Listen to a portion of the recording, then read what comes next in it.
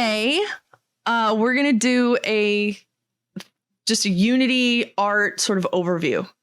A little bit of like the art pipeline and a lot of how to make some stuff look pretty decent pretty quickly. And I mean, I like to touch on the things right up front that I think make your scenes or make your games when you're building them in Unity feel really amateur. Like I like to try to touch on that stuff as soon as possible. So what I'll be using in this, we're going to use Photoshop and Unity. And like, that's about it. We might have some time for other stuff too, but that's where we'll start. We'll start with Unity. I'm going to start opening up Unity Hub now. I've got a bit of a lag because my computer is chug-a-lugging opening all this stuff and recording. Actually, let me stop the recording really quick. Okay, right now what I have open is the Unity Hub. So I actually do think I need to cover this. While I know that a lot of the people here, and you guys are free to chat, this is a conversation, not just like a class lecture, okay? You guys can ask questions along the way. Do not feel like you're interrupting. And please let me know if I go too fast. I'd rather this be more like a hangout than a classroom type experience, you know? But while I think some of the capstone students here already understand this, I don't believe that the DMA students do. And that is when you open up Unity, you really kind of want to do everything through the hub at the start. Don't try to bypass the hub. Even if you've like found your Unity install, do it through the hub. You can control and manage your installs from here, making sure that your team is operating on the same version of Unity. And this is actually a really good question. What versions of Unity are you using right now for the teams that are here? Our current test project was on 2020.3.29 F1. Okay. So 2020.3, 29 F1. Okay. Interesting. 2023 let's add one.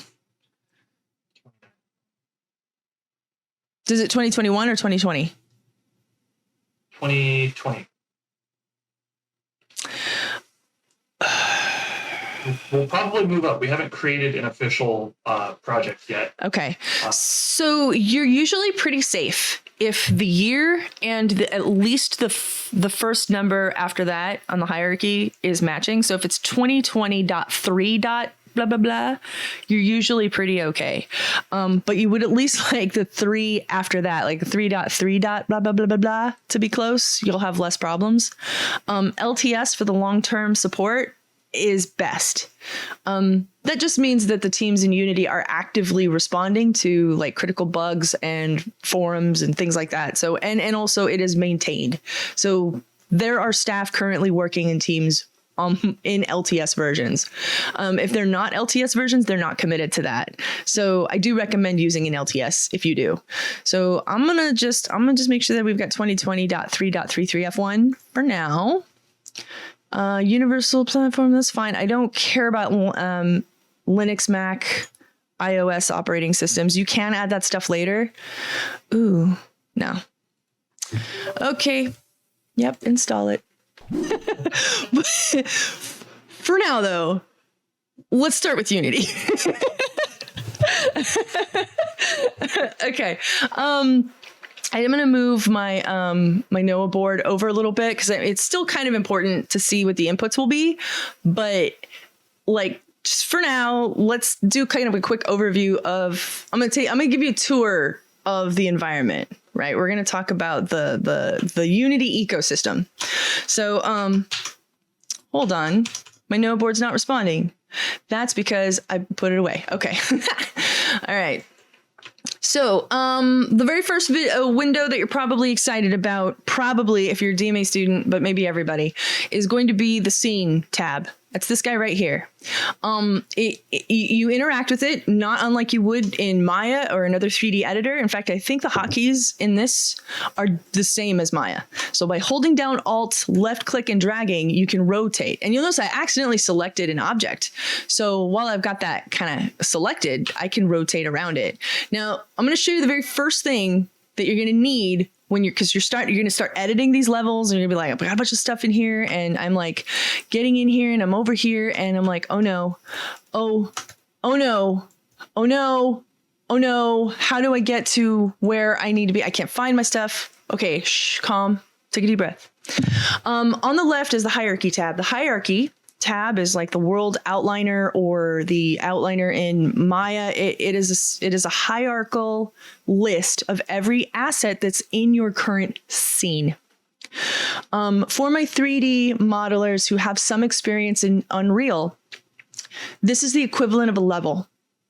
It is its own file that it kind of feels like it operates like its own room or its own little world. And within that, you have a bunch of stuff that you bring in. And right now, it's a very empty scene.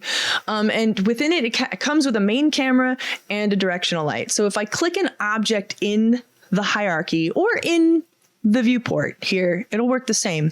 I'm going to middle mouse click the center because that way I'm selecting the tab, and that's the active tab. So I've got this, and then I'm going to middle mouse click this. Okay, or not. Sorry, something popped up and messed with my inputs. Now I'm going to hit the letter F as in Frank, as in front. Please. Or not. What is happening?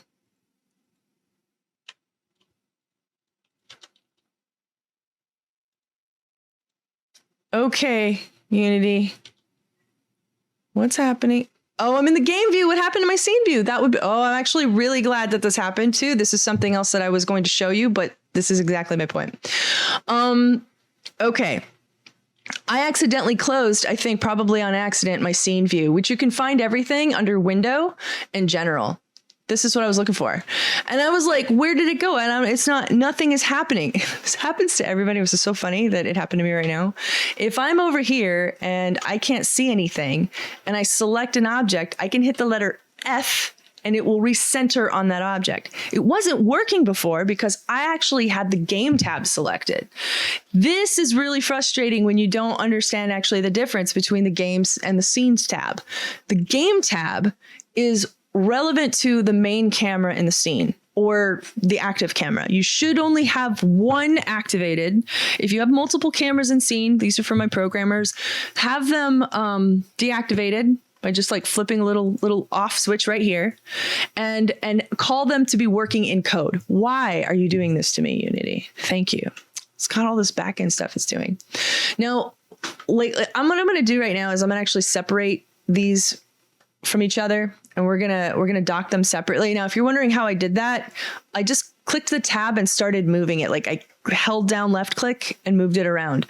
Unity is really trying to help you like organize your life. Like it wants to help, and it wants to lag, and it wants to keep. Hold on, update. Hold on, I got to do a thing. Admittedly, normally it doesn't do it for this long. It has been a minute though since I've opened up Unity, so it's probably like, we need to think. Neho, you're making me do a lot of work. What did you just do? Well, I moved the window, and now game view mouse up is updating. Cool. Killed my computer. Did I? Okay. All right. So we're back in business. We're back. I'm actually curious if I've got like too many processes running in background. I shouldn't, because I've done this before. It hasn't been an issue.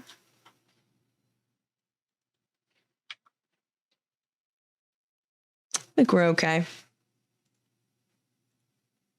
Okay. All right, guys. So I'm going to move this guy back to over here. I kind of like the screen real estate split for this particular demo. Now that I've got the camera selected, I'm going to just rotate it really quick. Now to rotate, move, manipulate an object at all, we're going to use something called a transform. Right? That's the move, rotate, and scale tool when my inputs actually work. Move, rotate, and scale, if you'll notice on my keyboard, are the W, E, and R hotkeys on your QWERTY. It's always been this way in 3D editors. There might be some that don't really listen to that rule, and these things can change, but it's like that in 3D Studio Max. It's like that in Maya. It's like that in Unity and Unreal. I can't remember if it's like that in Blender. I haven't used Blender in like a minute, but Just to toggle them quickly, you could cycle through those 3. Now that I've got the rotation on it though, look what happens to the game view when I tilt it. If you let me tilt it. Oh, hold on. Okay. Awesome. There we go. Live updating. Much better.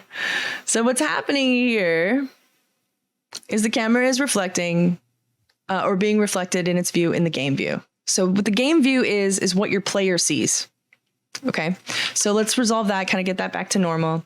And the very first thing that I want to talk about fixing in these ugly default scenes are the default Unity sky.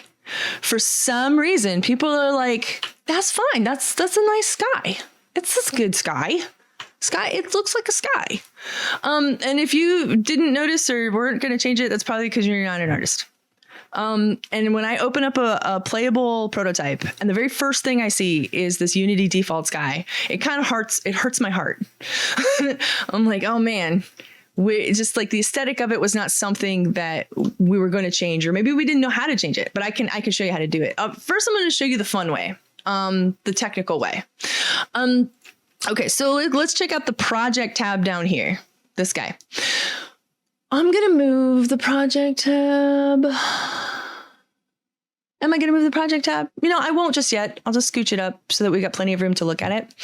In here, I've got my scenes folder. And what I was trying to show before is that in the assets tab, or in the assets folder within like the project in Unity, we saw the scenes folder pop up before. That's this guy.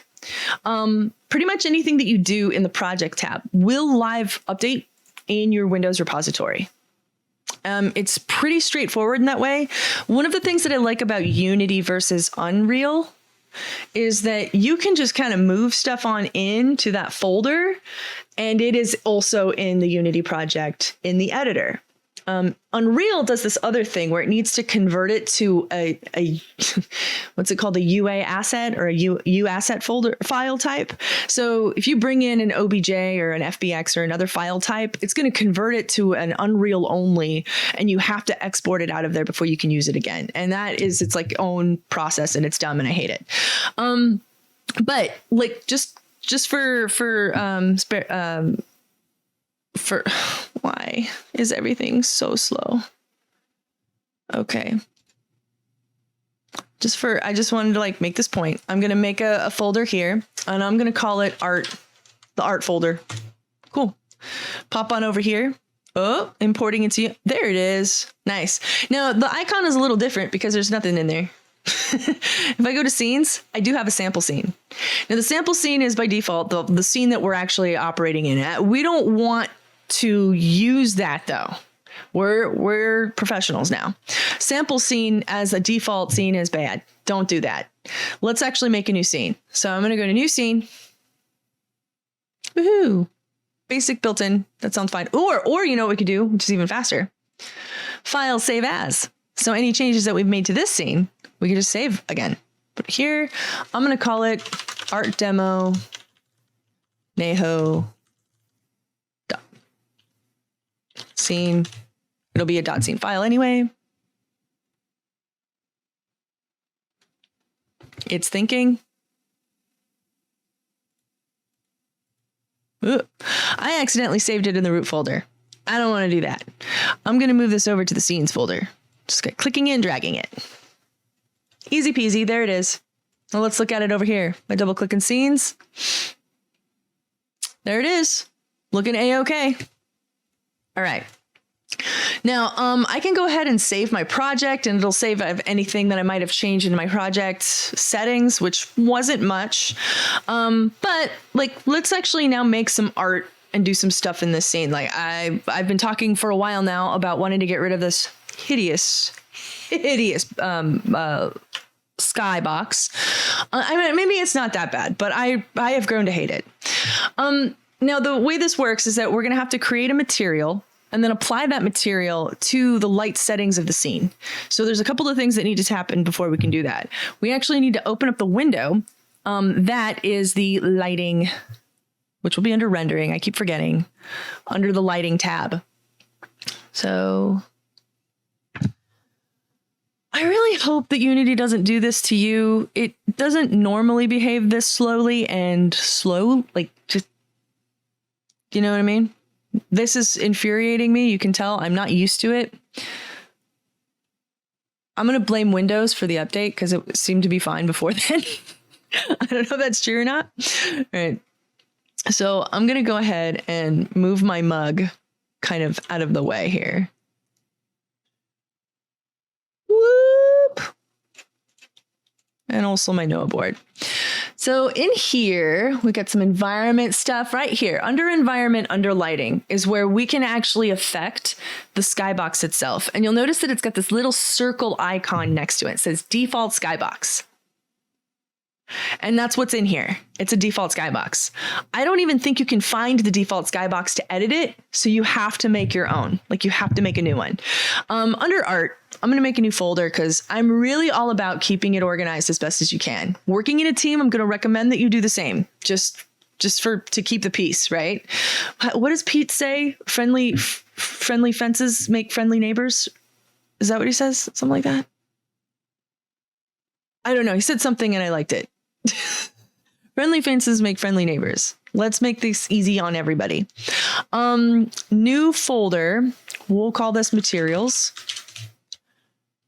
And within that, I'm going to make a new material. So I'm going to right click, go to create, go on down to materials. And now I'm going to create my skybox.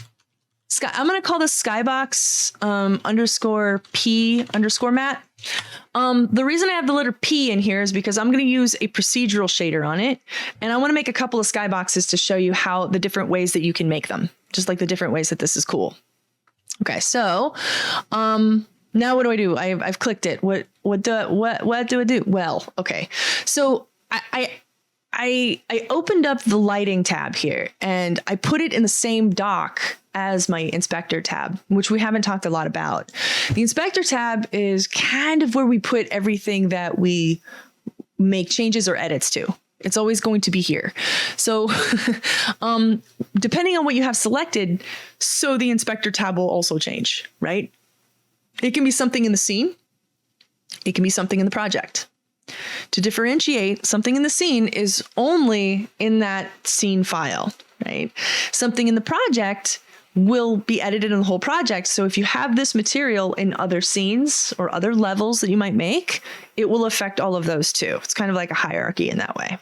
So while I've got the materials selected here, I'm going to come back over here to my inspector tab and I'm going to talk about shaders for a second. Now, my 3D people understand shaders. They know what they are. Shaders are scripts. You can write them. You can make them. There are lots of tutorials on writing different ones. They're pretty cool. There's shader graph editors that you can do it if you want to do it more visually. Super fun stuff. It's the thing that will inform what the dials and knobs will be of your material settings, right? Like, and also how it's rendered. Without going too much into shader math, shader code, because that's actually some of the hardest scripting you can do in games. And it pays really well if you're into that. What we are going to do though, is we're going to select a shader that that Unity has already given us. That is what we want for our purpose, right? So I'm going to start with the standard shader here where it says standard. Let Unity catch up. And when it's done thinking, wow.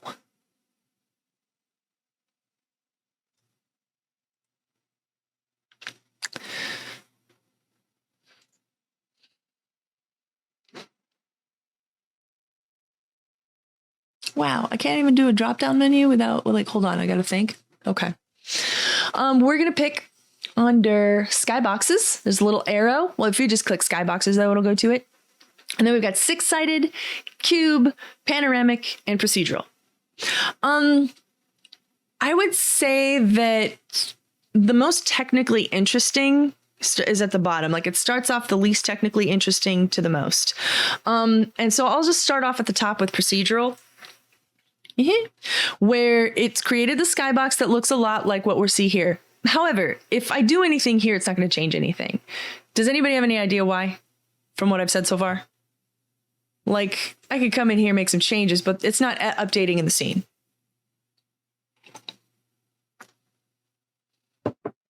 Nothing. Just hanging out? Okay. All right, no rush. The reason it's not updating in the scene is because I haven't plugged it in here yet. It still has the default skybox, and this is my skybox_p_mat, right?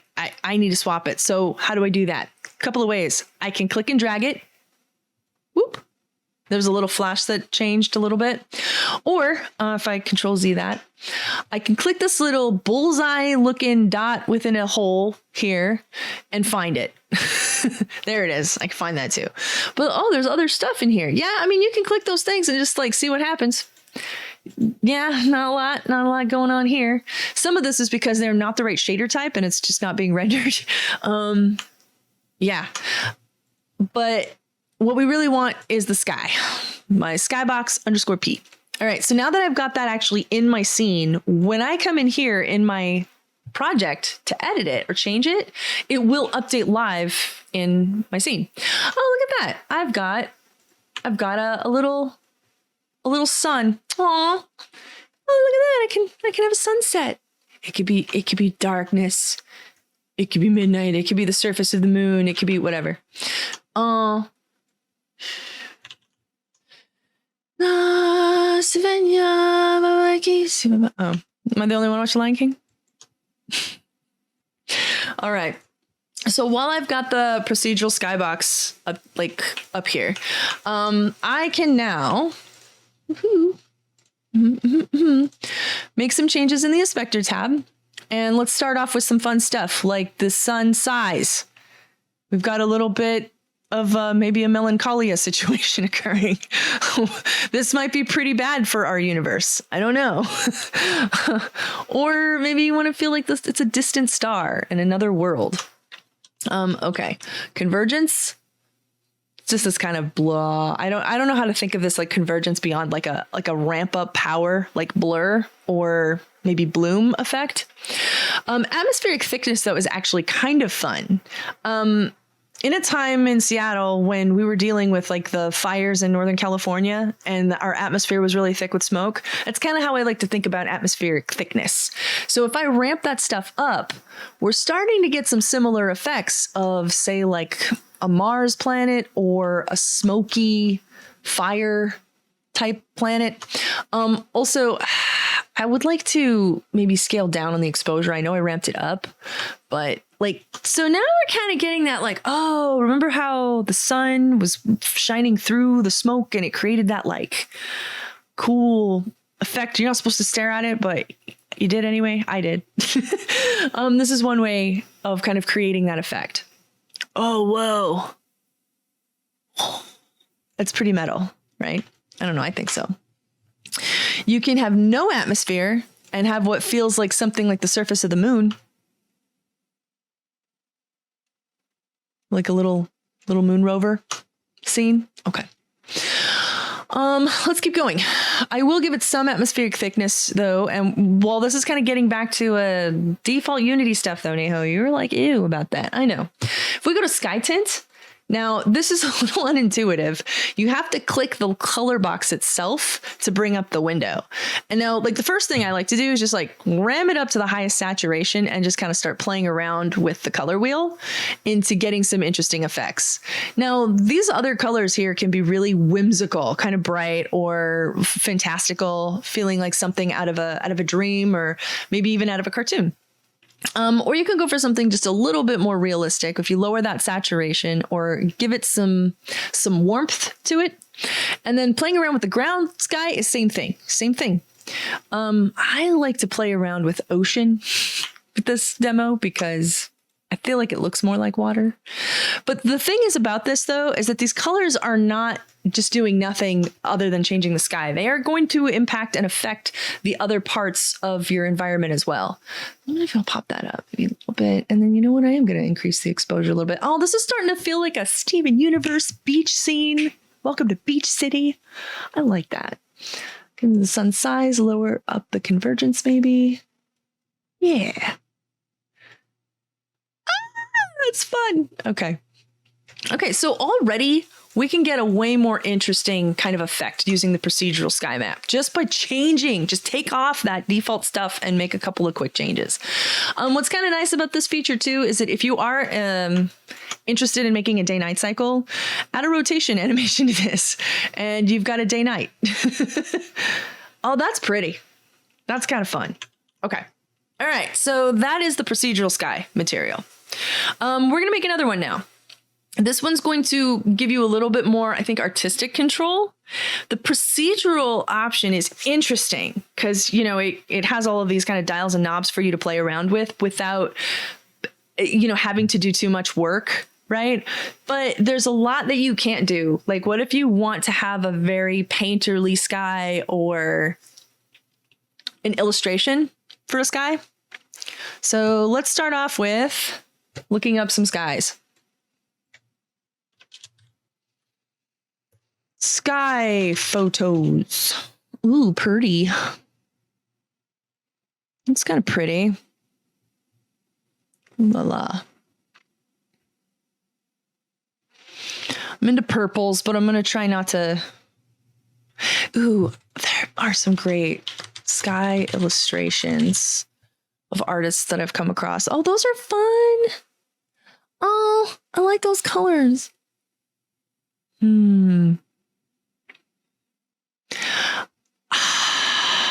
These are cool. Ooh, I like that. I might play around with some of these colors. Yeah, I'm gonna start with this guy. I like this guy. I'm gonna save this image. Yeah, save it. Cool. All right. Now I think what I'm going to do now is I'm gonna pop that down, bring you guys over to my Cintiq, and we'll do an art illustration. Boop. Boop. Okay. And I'm going to need Photoshop for this. We're going to do a painting real quick. I'm not going to maybe go to town on a very long illustration, but I think if I could just show you how easy this is. You can spend a lot of time painting. You can. I don't want to do that necessarily. So let's start off by selecting a file size that is acceptable for materials. Okay. There's a few things that we can go about this. A few ways we could go about this actually in Unity. So let's before I go into that demo, let's talk about that. Sorry, guys. Now before I was going here to show you how to make a material, and we were talking about shader types. And if I go back to skyboxes again, if I can bring you over to my right. Woo. Under standards, let's go to, oh no, skybox. There we go. There's 6-sided, cube map, and panoramic. So panoramic will be the easiest for you. You can essentially drop in a high definition HD renderable material, and that's fine. And then you're done. It's texture set. Or you can look at skyboxes for the cube map, which you have to build, but I'm not going to go through the work of building you a cube map. You can actually create a 6-sided cube map yourself. Thing is about 3D renderers, real-time renderers, is that you need to use file sizes very specific to the power of 2 for everything. They don't always have to be perfect squares, but they do have to be a power of 2. And what happened to Discord? Hey guys, you still there? Yep. Whoa. Super weird. Did I just drop off and come back? How much did you miss? Yep. Okay. Where did I leave off? Skybox, create your own cube map, use file size specific power of 2. Thank you. Okay, cool. They don't always have to be perfect squares, but they do have to be a power of 2, pretty much always.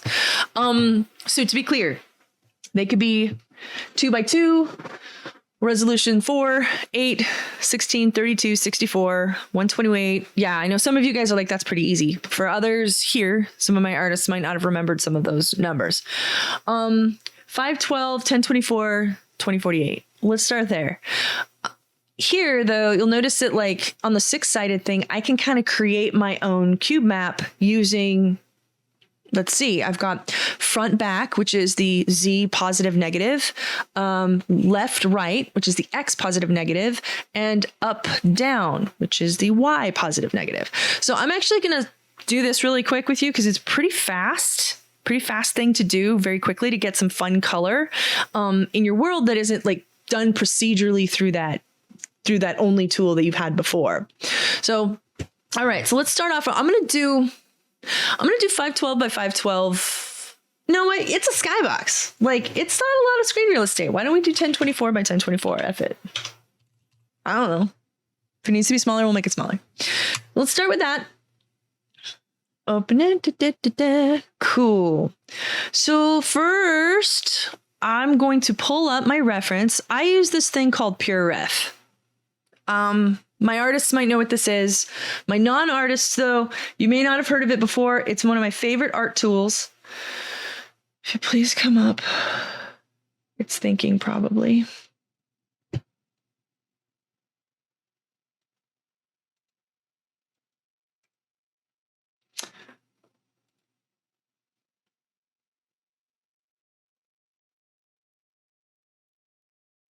No, there we go.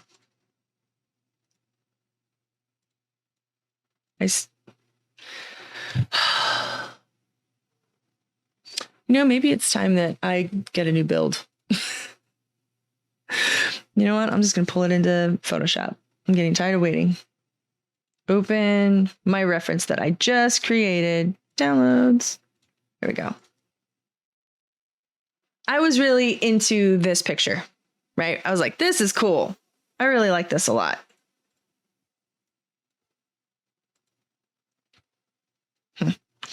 All right, so I'm going to take a closer look at this, and I think that I can pull a couple of colors from here and make what feels like a pretty decent gradient of color. So I'm going to pick a light blue for the top, and for the darker blue, I think I'll pick kind of this like rich blue here. I'm going to bring it right down over here, and now I'm going to use my gradient tool to just make a gradient. Wrong type of gradient, though. Need that to be. There we go. Cool. All right. So for this guy, I actually think that this can work well on pretty much all sides. If you want it to be even like more intense, that's kind of cool. But I don't want it to just be two flat colors. It's like a linear path to these two colors specifically. I like to add just a little bit more fun to it. I'm kind of into this maybe purple right here. Let me just grab some purple. It's like pinky color. So I'm going to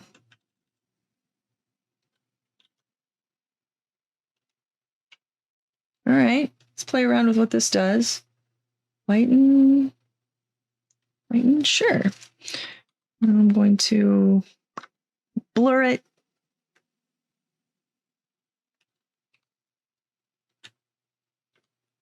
Oops, baby.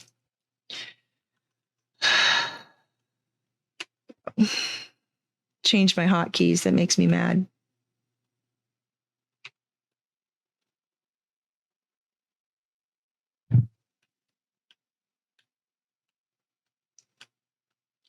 Okay.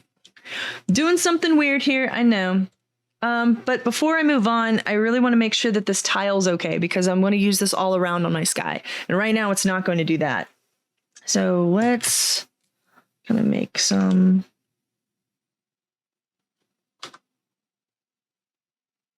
smudgy. Take the strength down a little bit. And maybe the sides of it too. Now I'm keeping it kind of funky and textured because I want it to feel painterly. If I'm going to photorealistic, you could actually probably find some pretty cool panoramas to just drop in here, or you can take one like with your own camera. I'm going to go to filter, other, offset. I only want it to go horizontally. And since this is 1024, if I do it by 512, it'll put it right on the middle. Lovely. Let's just kind of blur those together. Okay. Now, might not be fascinating, but we at least have kind of like a nice little sky, whatever. I'm going to Control-Shift save this guy. I'm going to put it right into my Unity project. In Unity projects, what did I save this in here? Art demo, assets, art, materials. Sure. Right in here, though, I'm going to create a new folder. I'm going to call it Sky Textures. We'll play around with this idea a little bit. So, there. And I'm going to call this, since now, like, you can name it whatever you want. I would recommend agreeing on a naming convention or nomenclature, whatever you want to call it. But right here, I've got front, back, left, right. So that's X and Z, positive and negative, and up and down. You could technically do 4 different images for this, but I think if we were going to keep it really simple, the same image, if tiles, could handle all 4 sides, right? So I'm just knowing that I'm going to name this. We'll call this Sky _ X Z _ text. Again, name it what you want, but you don't want it to be a Photoshop document.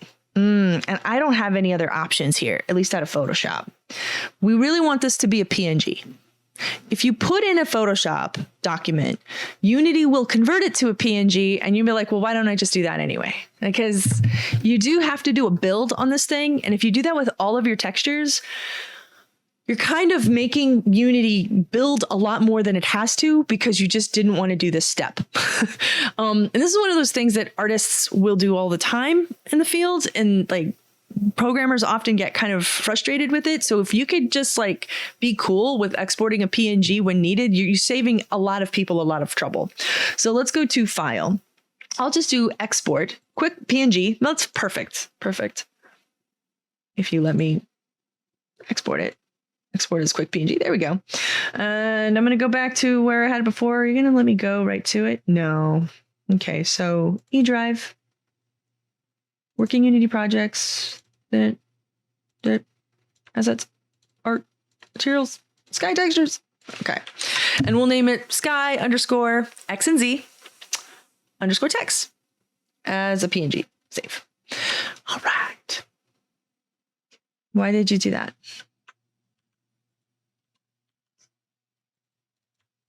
Did it not work? Okay. Weird.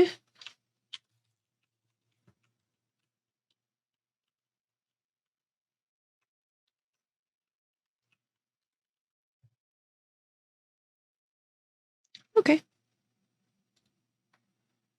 Okay. Looking like it worked okay that time. Maybe I just like hotkeyed, fat fingered something. So there's my texture. That's my texture map. Right, so I'm going to go ahead and come here to my new material. And that's a little interesting because I'd like to be able to drag them over or do something here. Well, let's just go to right here. Whoop.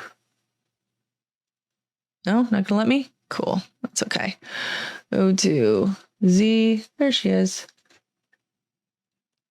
That's front. But hold the phone. There it is. Okay, it's the front. And then I also want, oops and daisy, go. You, cool. Are they popping up?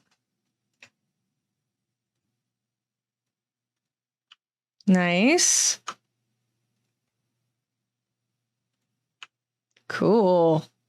I kind of have like this like cooler horizon that just looks a little bit more interesting. Right? And you can kind of play around with where you want that to go. Now it needs a bottom and a top. Not ideal how that looks like that. So let's make a quick top and bottom. Quick question. Yes. So if you go back to the skybox from the game view, or I guess the scene view, and you look at where the corners join, there's kind of like that angle. Yes, because it is a box. To work that within Unity, or would you want? You have to do it. You have to do it in Photoshop. That's a good question, though. Usually, it needs like a. Can't remember if it's kind of like an up push on everything. It's kind of got like a Well, yeah.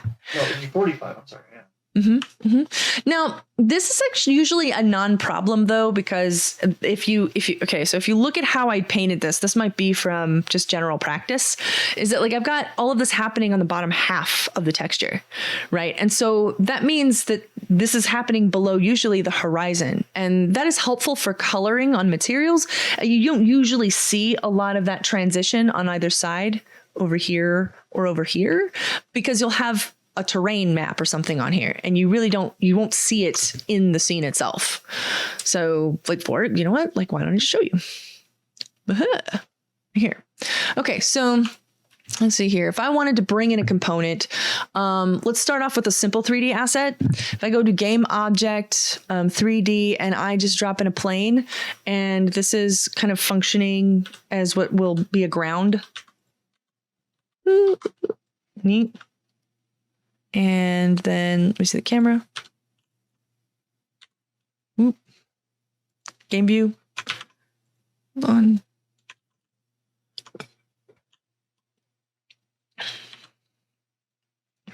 This is what you're looking at, right? Kind of, the ground itself kind of covers a lot of that stuff. It's here. Okay. I don't know. Must have.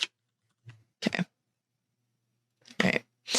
Now let's put this down. So this is the thing about this too. The skybox is that it is forever kind of fixed and billboarded to the camera. You can't ever reach that point. It always stays there. You're not getting any closer to it. I am moving my mouse. See, it is always going to be fixed. It just kind of doesn't matter. So that's kind of the feature of the skybox anyway, is that it's relative to the camera. It is not actually any distance to the camera. Let's kind of come back over to my critique. All right, so I need at least 2 more to finish this. And so I'm going to do a quick select of this here. And instead of a gradient, I'm just going to make it a flat color. I'm going to save this texture. Oopsie daisy. I went to save. I need to go to export as PNG. And I'll call this sky underscore. This, I'm actually trying to blank on what it needs to be, but I can double check it really quick. We want this to be the top. So this will be Y positive. I'll call this. I think it can be positive Y underscore text PNG. And let me get this color here.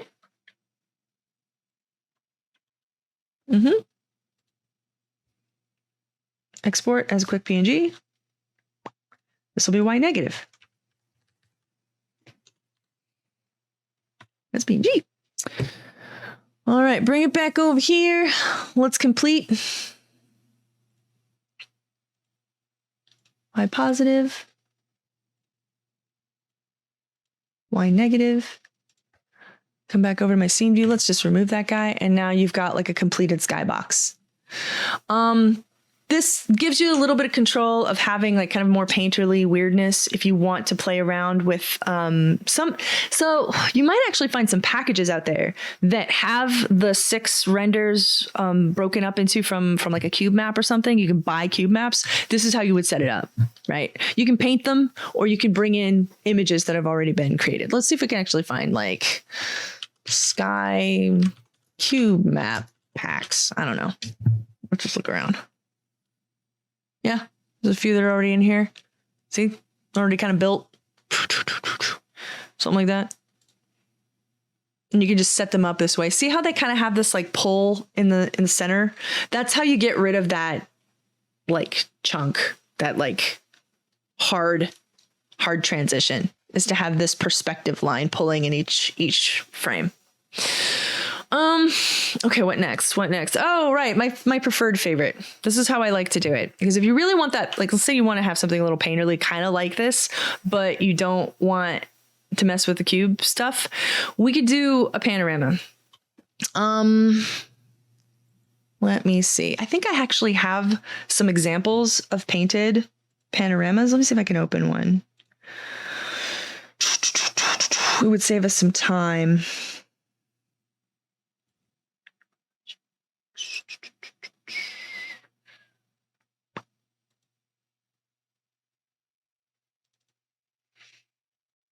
Mm.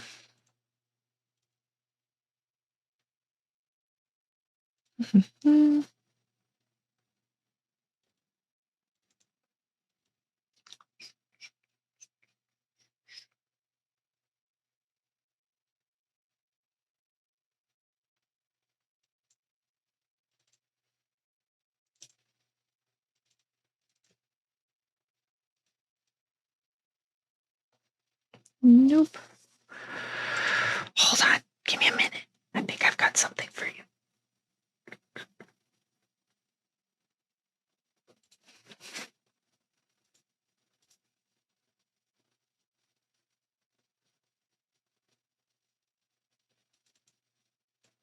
Mm-hmm.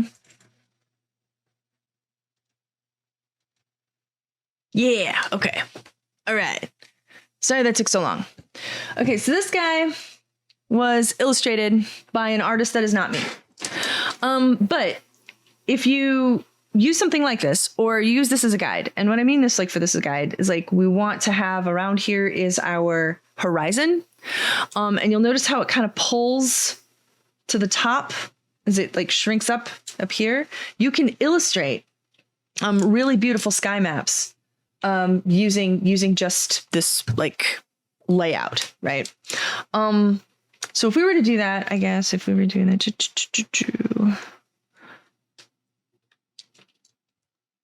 here, kind of with the coloring that we were looking at before, this is a reference.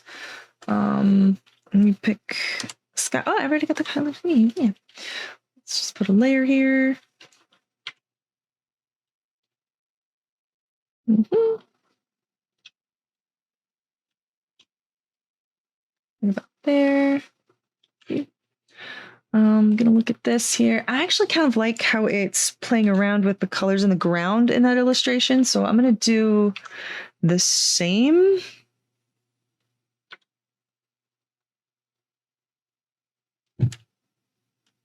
Mm-hmm. Nope. Put that R up.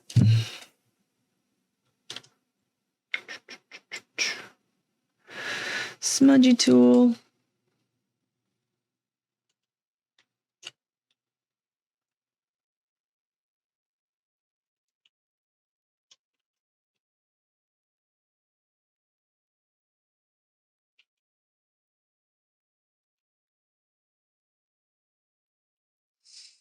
I think is there a hotkey you just held to make a straight line? Yes, there is.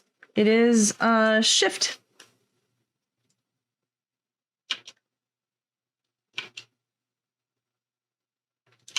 Let me go ahead and make this up a little bit. Yeah. Not doing quite. It's taking a slow time. I don't love that. So I think I'm going to actually change out my brush. F5. Give me a different one. But I do need a little scatter, please. Give me the scatter. All right.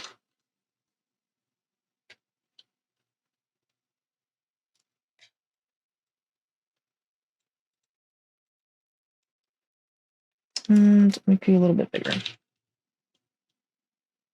Oh no, it's taking longer. That was supposed to take less time.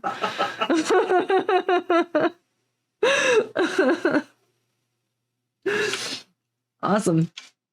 Okay. My poor computer. It can't handle the abuse that I give it, you know? Okay.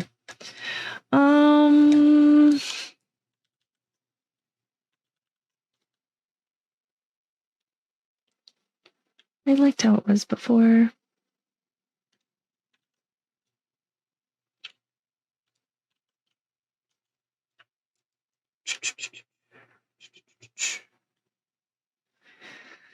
Yeah, I guess I'll just live with this like effect that I'm not pleased with. But it is kind of giving like an interesting, I guess, like it's giving like an interesting layer to it. I'm not happy about it though. All right. So let's take a look at what we've got happening here. There's some darkerness happening here. I think I'm going to play around with that. I would like to lower the saturation. Maybe even, ooh, I got an idea.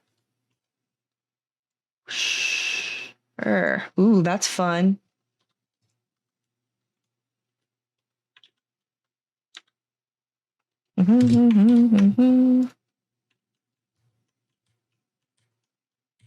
There we go. Give me the reds. Bring down that saturation a little bit. Yeah, that's fun. And now let's play around with some clouds. I don't know. I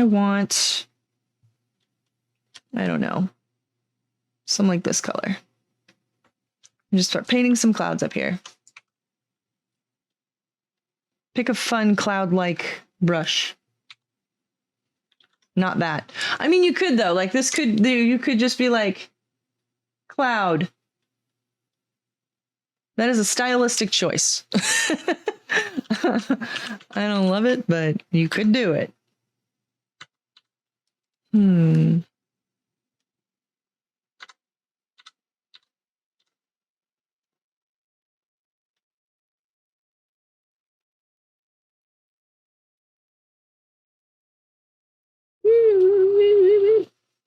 Give me some reference. We want some color. Ooh, y'all do like that yellow color up in here. So what if I just kind of, I don't know. I'm just picking some colors. I'm goofing around. All right. So this is a beautiful painting. Pretend it's a beautiful painting. All right. We'll call this sky_painting done. Oh, I did that thing where I hotkey saved instead of exported a PNG. Let's go to my art library. Working Unity projects, art demo, assets, art, materials, sky textures. We'll call this one sky painting. It's not a beautiful painting, but let's just say it is. Now back into demo. Woo, woo, woo. I want now a new material. We are going to create material. Skybox _P. Wait, we're going to call this one texture _ that. All right. Skybox, panoramic. Gimme. You're beautiful. You did a beautiful job. I'm going to drag you on in here. Ugh. Beautiful skybox. Okay, that's not very beautiful. You know what would be cooler? It's if I just show you a better illustration that somebody did that wasn't me. Here.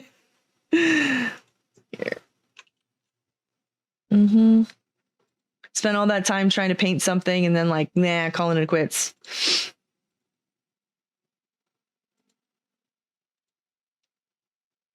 Community projects.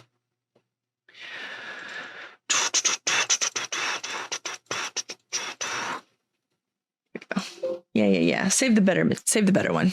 I use it. Oh, I use it more anyway. It's way better.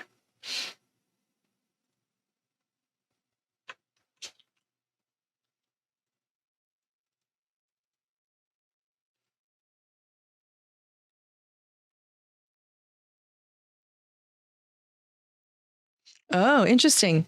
So, oh, there it goes. All right. Ooh la la. Ooh la la. Painting. So now what I really wanted to show you though, aside from like being able to quickly change a material, because like even a color swap is considerably better than whatever the default sky is, right? Like just a color swap is better. Sky. It's not updating. Still better, right? Still better than that default sky. Oh my God. I'll tell you. All right. Since this is the prettier one to look at, this is the one that we'll go ahead and continue the demo with. Skybox is one of the most important things to make sure that you actually do like get a handle on as quickly as you can. I'm going to bring in I didn't mean to bring in an empty game object. We're going to bring in a 3D cube that just like is nothing else, right? And if I were to, let's just start with the default Unity Skybox again, so we can have kind of a reference here. This is what you're probably used to seeing, right? We've got a cube that has some pretty flat color on here. And what's going to happen is that you're going to start putting stuff in here and then doing nothing else. Now this is for my artists that will actually come in here and make some changes to this visually. What I want you to do, this is supposed to be cube. I hotkey things and fat key say things all the time. Cube. Click static for everything that is not animated. Because these game engines, they're rendering at a minimum of 30 frames per second, or at least they're trying for you. If you have 2 cameras in your scene, which you probably will with the VR setup, that's 60 frames per second. It's going to be rendering pretty much all the time. And it cannot calculate light very well with like beautiful ray casting, quadratic fall off, stuff like that. It can't do it that quickly. Right? So we do things called bakes. Bakes are where we will actually kind of build in the light information into the texture map of the 3D asset, but we have to tell Unity at a minimum that it is a static object and therefore not moving, because shadows are kind of important. Let me demonstrate.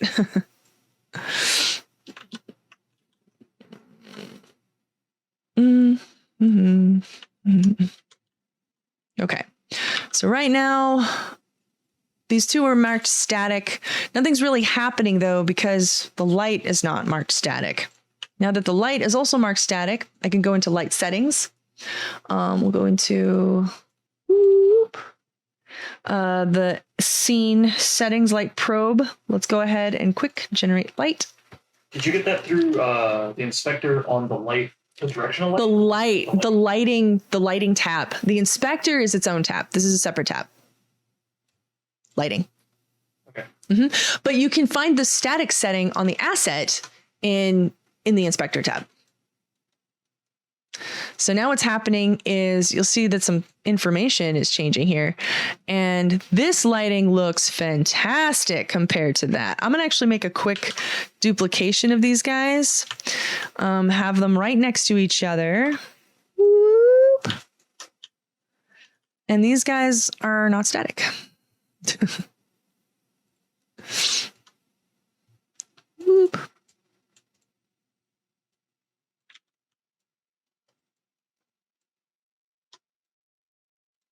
You guys are static though.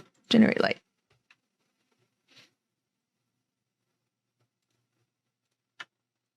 I'm doing it. Why are you not doing it? You guys are static. You guys are not. You guys are static. Weird. Didn't change anything. What is happening and why are you happy? Oh, no, it has a light. Oh, it saved the thing. Okay, that's why. It just duplicated it too.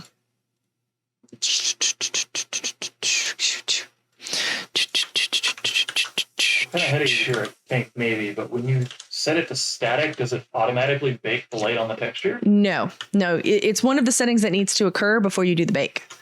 Now, we are still having some baking problems, though. Like, it's not doing a very good job. Oh, so it's fine. Can't do an auto bake anymore.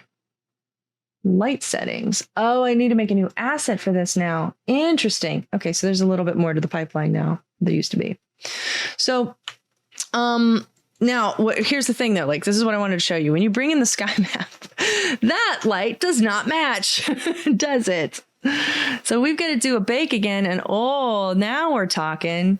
And you can see now how like the atmosphere is affecting the lighting bake itself, like the light, right? Like so you're starting to see some warmth appear from it. Oh, there we go. Oh, you're baking this too. Okay, all right. Well, you bake it all then. You bake it all, Unity. You do it.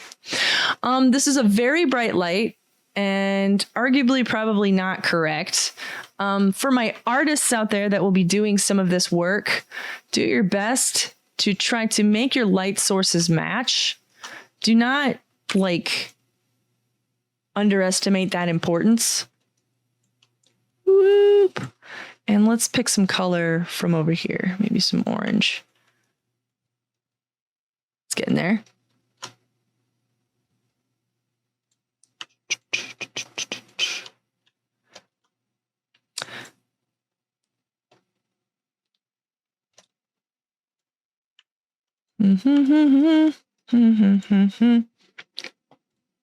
I wanted the directional light though.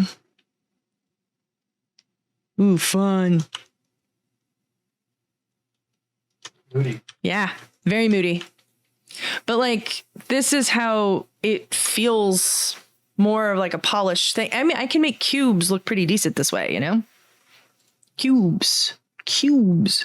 And that makes the material work that you put on an asset matter considerably less if this all works correctly, which is part of the reason why I wanted to show you this. With VR, high resolution textures are going to be the death of you. Or the death of your optimization, not like of your project necessarily. The smaller the scene is too, the better that can be for you, right? But get your simple boxes and your white boxing working. If you can have your artist get in there and make a sky for you, and do some color pass on there to pull all of that together, you'll see how nice white boxes can really look. And then that means any additional work that they do with 3D modeling will just be polish on polish, right? Like it's much, much nicer than focusing a lot on the geometry. Does the apple look like an apple and going down the rabbit hole of that? I mean, make your boxes look good. Make your simple shapes look good. And from there, we can make the rest of it look really nice. I've been talking for an hour and a half, I think. I'd like to have some questions answered because I'm sure that there's other stuff you want to learn, but I don't want to assume what that is. I'll go first. Yeah. Yeah. And that was when you were baking the light. I didn't actually see exactly how you baked it. I saw you check it as static, and the resolution on the video is not great. Got it. Yeah, so I didn't see when you did that either. Yeah. Okay. And I'm a little fast too. I'm clicky. Yeah. So when you have the object selected, you click static. This one wasn't static. That one is. I'll make you static too. Static. Okay. Then under lighting, if you scroll down to the bottom under scene, you can click generate lighting and it will do the global illumination process and kind of do a bake for you. Is that a click and forget, or is that kind of like a... Oh yeah, it looks like there's a timer. Yeah, there's a timer. And you'll notice, I don't know if you'll notice too, but see how it's it's prioritizing my viewport or the direction of my camera. Sorry, this also makes my video lag, and it also might hurt my stream a little bit because rendering lighting is a pretty robust process. That's part of the reason why you want to have as much of it baked and not real-time lighting unless you have to have real-time lighting, right? Like if you've got an animated light, like a candle that's moving on your player or something. Otherwise, you should settle for baked lighting. It looks better anyway, and you can do all of that calculation prior to your build. So it's not live updating. So that scene tab up on top of lighting, that and when you click generate lighting, that will do the entire scene. Everything that is marked static.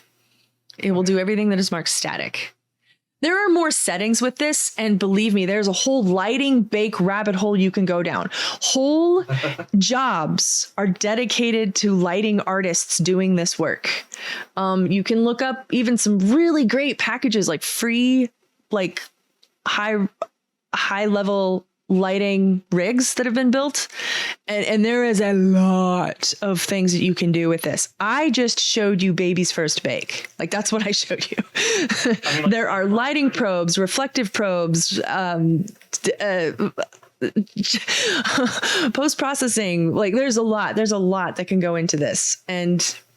But this alone, though, will get your stuff looking really good. Look at how dramatic these cubes are looking right now. Like that is So does the bake then, does that save on those objects, or is that saved into the scene in relative to those objects? it's saved on a texture map on a separate asset. So, and right now this texture map resolution is only 512 by 512 for the whole scene. So for much nicer resolutions, we're going to want to actually play around with like bake settings. Real time So lighting. that saves the whole scene, all of the textures in there, to a single scene-wide file. So that's going to Yes. be a big file. Yes, it is, especially as your scene gets bigger. And that bake takes longer. So thing is, though, is that this isn't something like the bake itself. It might not be a thing you really have to worry about until you're later on in your project. But you can get some simple shapes looking pretty decent to just kind of get you off the ground, you know? When you are, though, ready to start doing your builds to have playable demos and stuff for your players or for Pete, however he wants you to submit. There were times where I would be doing this. We've got like a big day tomorrow.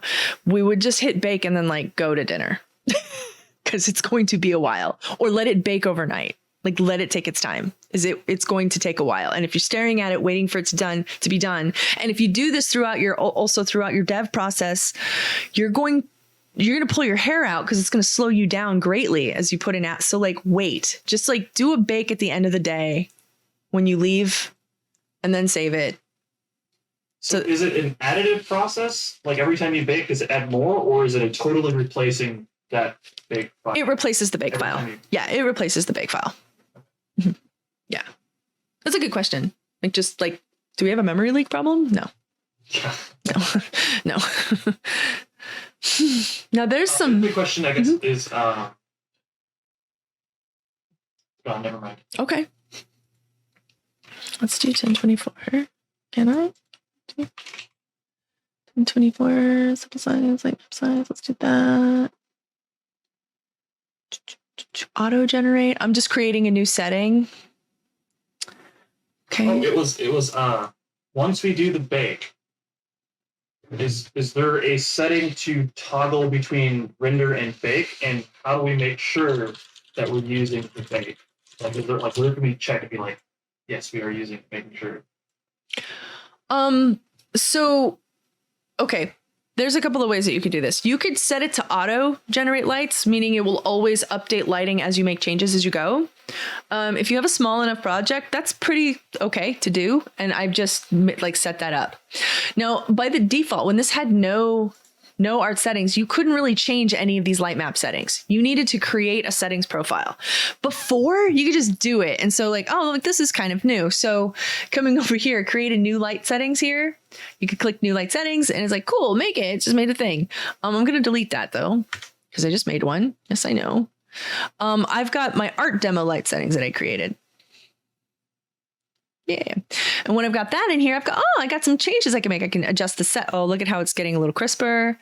I can have light map resolution. What if I did 60s per pixel unit? Just start pumping some of this up. My light map bake now is 2048 instead of, what was it before, 512. This will also, just so that you know, oh my gosh, look at my stream is so laggy now. This will increase the time in which it takes to bake. And it is also set to auto bake. So when I make a change, it'll just do the automatic bake when you tell it to be static. Remember, the assets have to be static for it to participate in the baking process. So is that every time you move something, it'll just auto rebake? Yep. And does it rebake the whole scene every time you move something, or is it just like those objects that you move? It'll prioritize your view, what is in your view camera, but it will do the whole thing. Yeah. All right, started the recording again. I'm going to open up a new Unity project. All right, so let's close this baby down. Yeah. And this is actually a really cool thing to show too. Oh, I'm actually really excited that we're doing it this way because there's a great way to pass off and hand off stuff to people. Oh my God. All right. I should have waited. Let me show me in the project. They don't jiggle. They're just pancakes. I don't have any like effects on them or anything like that. Souffle? Have you never seen pancake souffle? No. People need to know how to eat. Pancake souffles. Pancakes that big. Yes. They're very real. Taste. Oh, they are. Anyway. Okay, so I've got a breakfast here. Let's find where you live in the project. So here. Ooh, show me. Okay, I got breakfast low poly. That's what I have here.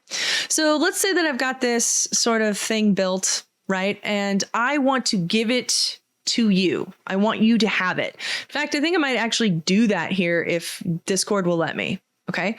So what I'm going to do first is I am going to make this a prefabrication. It actually technically already is one, but let me unpack it so that I can make a new one. Unpack completely. It is its own thing. Okay. Now everything in here might be kind of all over the place because I really didn't make this with the intention of sharing it with lots of other people, but I usually keep my stuff reasonably organized, so I think it'll be okay. So what I'm going to do is I'm going to make a folder in my project, create a new folder, and I'm going to make it for my prefabs. It would be helpful though if like my mug was not covering what everybody is. Ooh, all right. This new folder I'm going to name, if you let me rename it, Prefabulous. And to make a prefab, this is what's actually really cool about prefabs, is that you can set everything up, right? Like I've got my material, I've got my textures in here, I've got everything is just built, right? So I'm going to take it from here and I'm going to actually set this to 0, 0, 0, 0, scale 555, because I guess that's probably what I needed to do. I'm going to just click and drag this to my Prefabulous folder.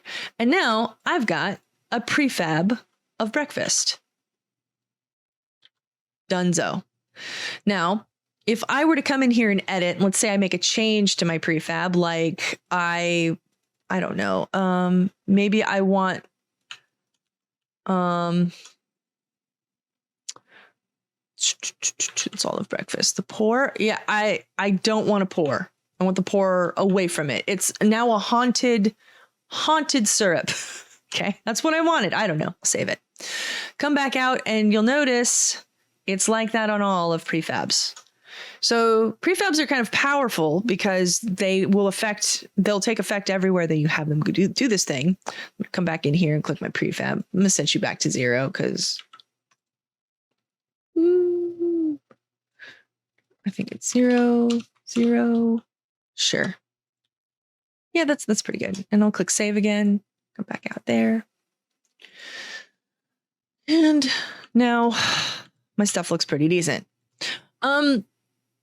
If an artist is building something for you, like let's just say, for example, you have some simple things in here, like you're building a breakfast level, right? 0, 0, 0. Come here. This is the center of the world. All right. In fact, I'm going to move what I was eventually hoping to be my breakfast table. Just make a little breakfast table. This is the center of the world. I'm going to do something. I'm going to create an empty game object and I'm going to call this Neho's Art. I do want to make this a prefab, but first to start, I want Neho's Art to be set to 0, 0, 0. Or you know what, even better? I'm going to call this Neho's Level. Because I'm whiteboxing right now. Now that's set to 0 for a reason. Now I'm going to bring this guy over here and let's say that it's very important that our player spawns in right around here. You've got the spawn set up and we got breakfast on the table. Cool, cool, cool. Awesome. Maybe we got breakfast over here. I don't know that stuff. I'm going to unpack all this again. Unpack it. Unpack means to make it not a prefab. And then I can change it and it won't affect all of the other prefabs. So let's just delete those. I don't need all of that. Yes. Yes. Unpacking it, no longer prefab, no longer affecting everything. Okay. So I've got my breakfast and I've got a table and I'm going to name it table. Yeah. So when you unpack something that is a prefab that is in the scene, mm-hmm. Does that essentially save it as an instance of it? It's like save as essentially in Windows. Yeah, it instantiates it. Yes. So Anyway, like let's pretend that the placement of this table is very important. Its XYZ location is important to where you have the player spawn. It's important to maybe a trigger or whatever. Like, and you gave me this, so, or, you know, and now as the artist, I'm trying to decorate it with the art, or I'm going to swap it, right? Maybe originally you had some stuff, but I am just trying to make this table make sense. Let's do 111. Sure. Table. Table, why not? We got a table now. Okay, I think this guy and this guy I can make you a child of. Sure. Table. Table. Ooh. All right, I've got breakfast on the table. And I'm going to start moving these things into Neho level. Right? Okay. Like I want you to have all of this. Saw me build it. Now I'm going to bring this in here and I'm going to put this into Prefabulous. Whoop. Neho's level. Awesome. Here's what's awesome. It's just that easy. Yeah. Now I'm going to give this to you with everything that you need to touch my prefab. And I'm going to do that by exporting it as a package. And when I do that, I'm giving you a package. I'm going to give it to you. I'm literally going to give it to you. Hopefully in this right now. So open up your Unities for me. And you'll notice over here, I've got, cause I'm using a shader I got from Zirconia Studios for, a glass shader that I really liked. These are my assets. It's my FBX file and all the texture maps, including the materials that I built on the thing, right? Like I built it, it's there. Also the sky map that we were playing with today, like the sky, everything. So like, cool. I don't know why the sky map is on here because I'm not actually giving you the scene folder, but I can do that too. And it's the same way. So I'm going to just like export this out and it's going to be like, cool. We've checked all of these things because this is all that's touching it, but you can deselect things if you want to. I don't want to because you don't have any of it. And I'm going to send this somewhere that I will remember so that I can give it to you.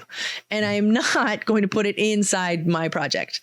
A package within the project, that's kind of amateur hour. So we're not going to do that. I'm going to just pop it over to my desktop. Why not? I'm a mess. I can do that. And I'll call this Neho level package. It's a .unity package file. It's essentially a zip folder, but that is proprietary to Unity. It's essentially what it's doing. It's just, you know, compressing it. So now, while I've got you guys on Discord, I'm going to go to really quick the study hall text file. I'm going to see if it lets me drop it. Will you let me drop it? It looks like it does. It's only like 37 MB. So, okay, there you go. Download it, guys. Grab it. And I'll show you what to do. I'm going to close Unity now. I'm going to save it and open what I had originally, my first Unity thing that we did today. Go to Hub. We should probably put that somewhere related to the project that we're open in. Oh, where you want to put it? I'm going to show you how to do that right now. Because the location of where the package lives doesn't really matter. But because what matters is the data that is within the package that demonstrates it. So like, remember how we were here, guys? Remember how we were here before? We were like, oh, yeah, that. Right? Okay, so if you go to your assets folder, right click, go to import custom package. Go to wherever you saved it. If it's in your downloads, fine. If it's on your desktop, fine. If you put it near or around the vicinity of your project, also fine. It doesn't matter where that lives. I'm going to click open and oh, look, Zirconia Studio and a shader that some guy, Adams plays. I don't know what that is. Cool stuff. I don't need. All right, cool. Yes. All, if you're scared, click all and then hit import. And then look what happens to my assets folder. I love this. This is like my favorite part.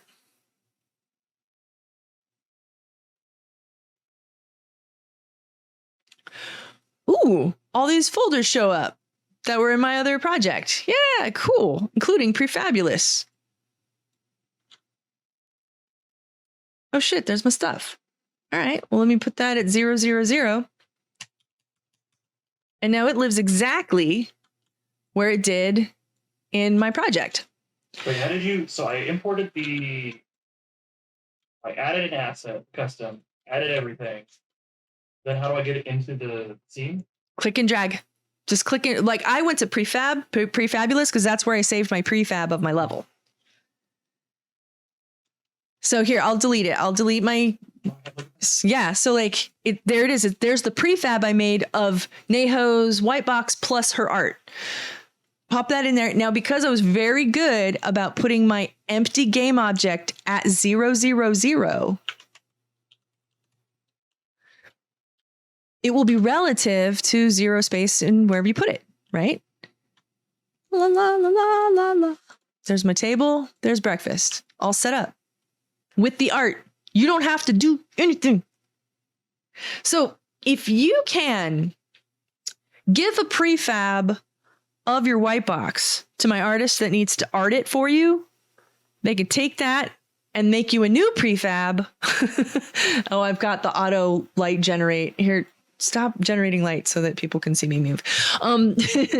Now my artists can put their art in place of your white boxes and update that prefab and then send that package right on over back to you. And you can just update it. La la la. Magic. Mm-hmm. Yeah. Yeah. Yeah. Yeah. I'll make sure that I do this again, I think probably next week, because there are people who wanted to come that didn't come, and they're going to have questions. So that's okay. That's okay. I can walk you through it. I can definitely walk you through it. If you have a prefab, or if you have a level that's white boxed, that's another thing, yo. Okay, so like you're like, oh, look, there's the prefab. You already did the thing. You can export whole scenes as packages. Like you don't actually have to make a scene a prefab, because it kind of already is one. So if you go to scenes, right, where I've got my art demo scene, I'm going to save it, save all. Are you going to drag the scene from the assets folder into the prefab folder? Nope, I don't have to. Nope. I want to show you this too. Save. Okay. So scenes it's my art demo scene. I'm going to do the same thing for you. I'm going to give it to you. I'm going to right click, go to export package. Oh, this has got some more stuff. Well, yeah, well, sure. It's also got the sky. It's got the material, the sky box that we made. It's got all this stuff, plus some things it's touching. Export that package. And yes, I'll call this Neho's Unity art demo scene. The thing I made for you guys in here. Okay. All right. Discord. But when you're in the game view, right? Like this is what the player sees. You hit play to test your stuff. And when you're in play, any changes that you make do not get saved. So you can be like, oh, I'm playing around. I'm just trying to make some stuff. And like, oh, that looks good. And there's a problem though. You're like, oh no, I've been working on this level and I was in play mode and I didn't know it. And there's nothing you can do about it. Any changes you make will be completely wiped. They just go back to how it was before. Now, there is a benefit to making adjustments while in play, because maybe it's relevant to an experience that you're having with the player. Like when the player goes through here, you pause it and you're like, oh, I kind of need this over here, whatever. It's just like some tweaking stuff. But there's by default no visual indicator that you are in play.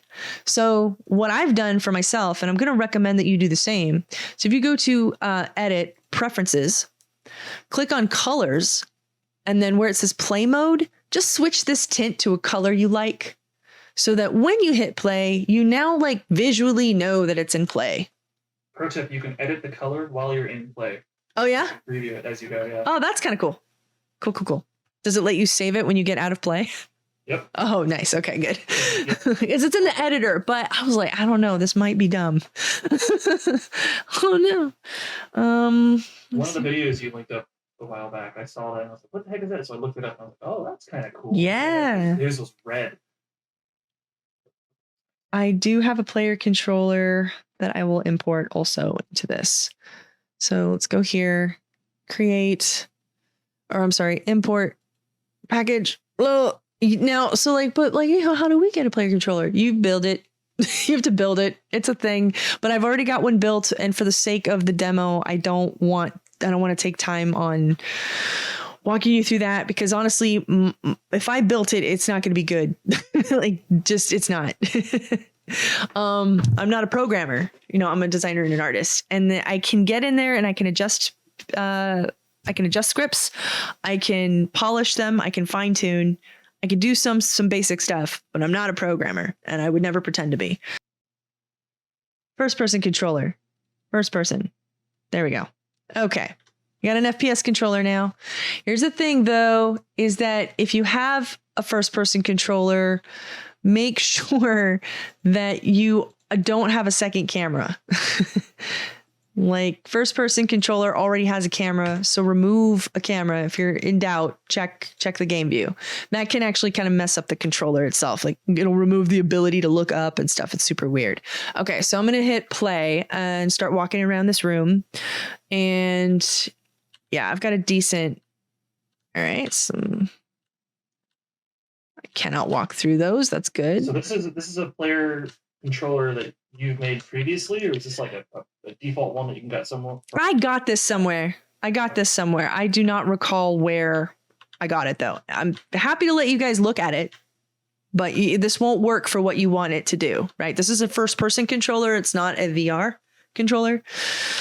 So I'm in here and I'm basically just showing that I can interact with the world. So if we look at an object, a game object here, hit play. And now I look at it in the world. It is a ghost chair. We have a chair that is not respecting the rules of gravity. And that would be because we have not added physics to it. Now it has a collider attached to it, meaning I can't walk through it. That is not set to be a trigger. Anyway, colliders would be used as triggers as well. But this is a mesh collider used to just like not walk through it. So I need to add something to this. What is physics? I need to add something called, I'm losing my brain right now because it's past 4 o'clock and Neho can't think. You need more coffee. I do. Which I haven't. Do you have to add the physics? I do. I'm trying to remember what it's called though. Physics 2D might work. No, it's not. No, do not add a 2D physics component to a 3D object.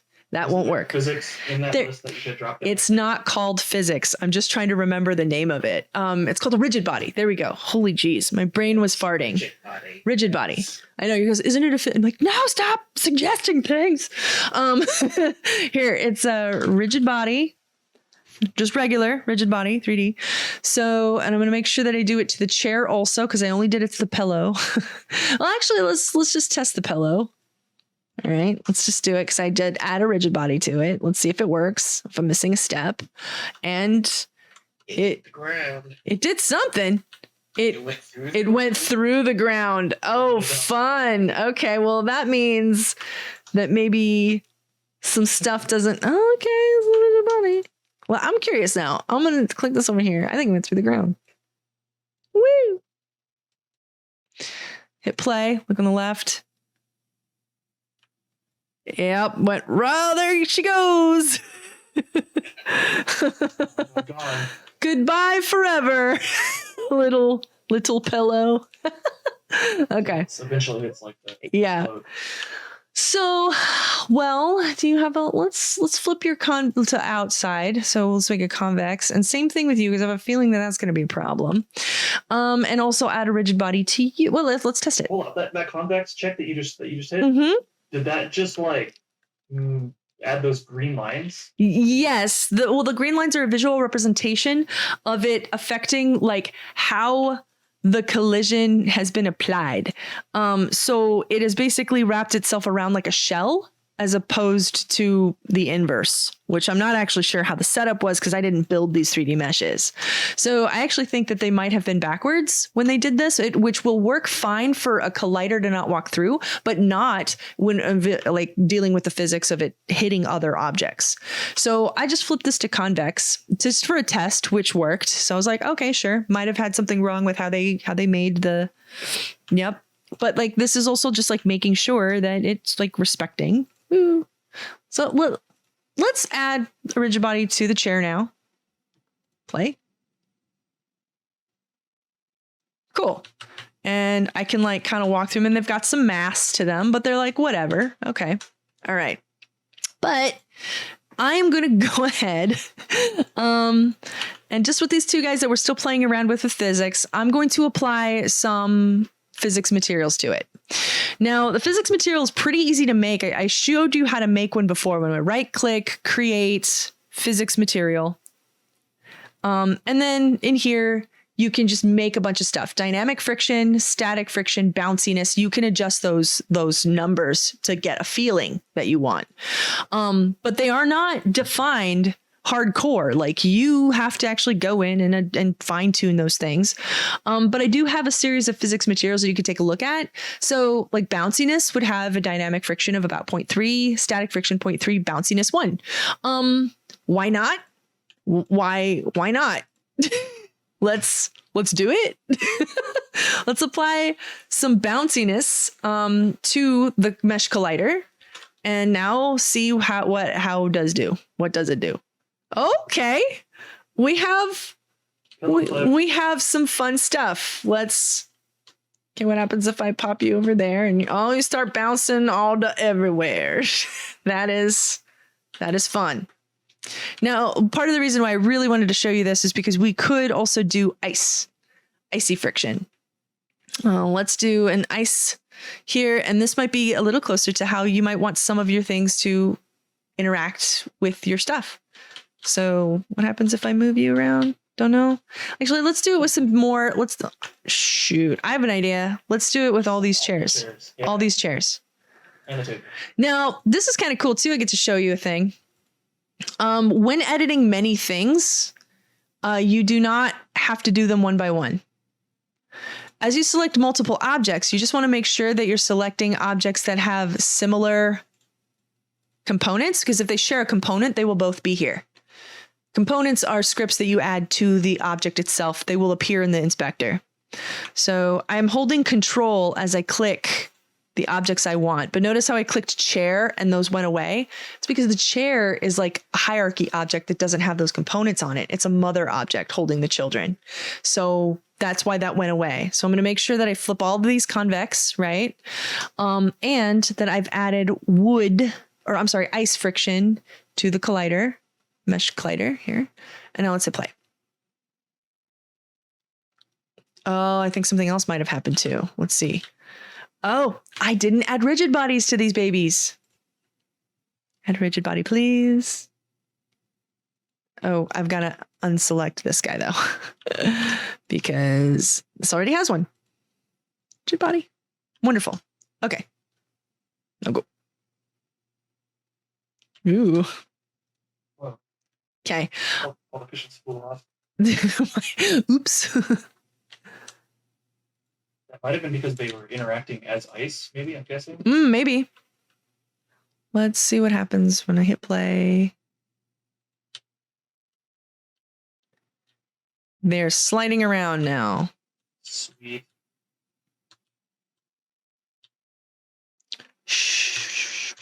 I'm impressed with the fact that you could do this. Yes. Editor real time. Mm-hmm. Physics. Very exciting. How exciting? Very exciting. Very exciting. Okay. I know I got that on recording, even if some of this other stuff is a little janky. All right. I think that's a lot. Does anybody have any questions on things that they might want to know how to do? This is going to be all over the place with all your projects having very different needs.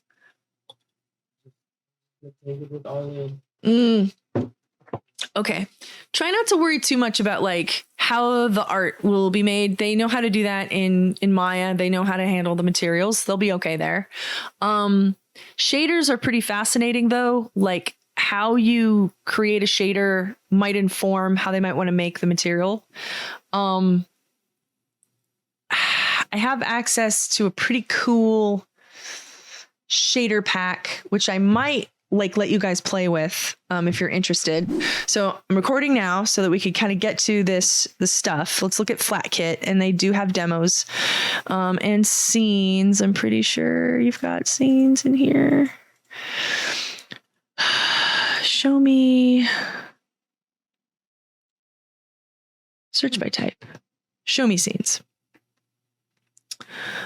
What's the valley scene?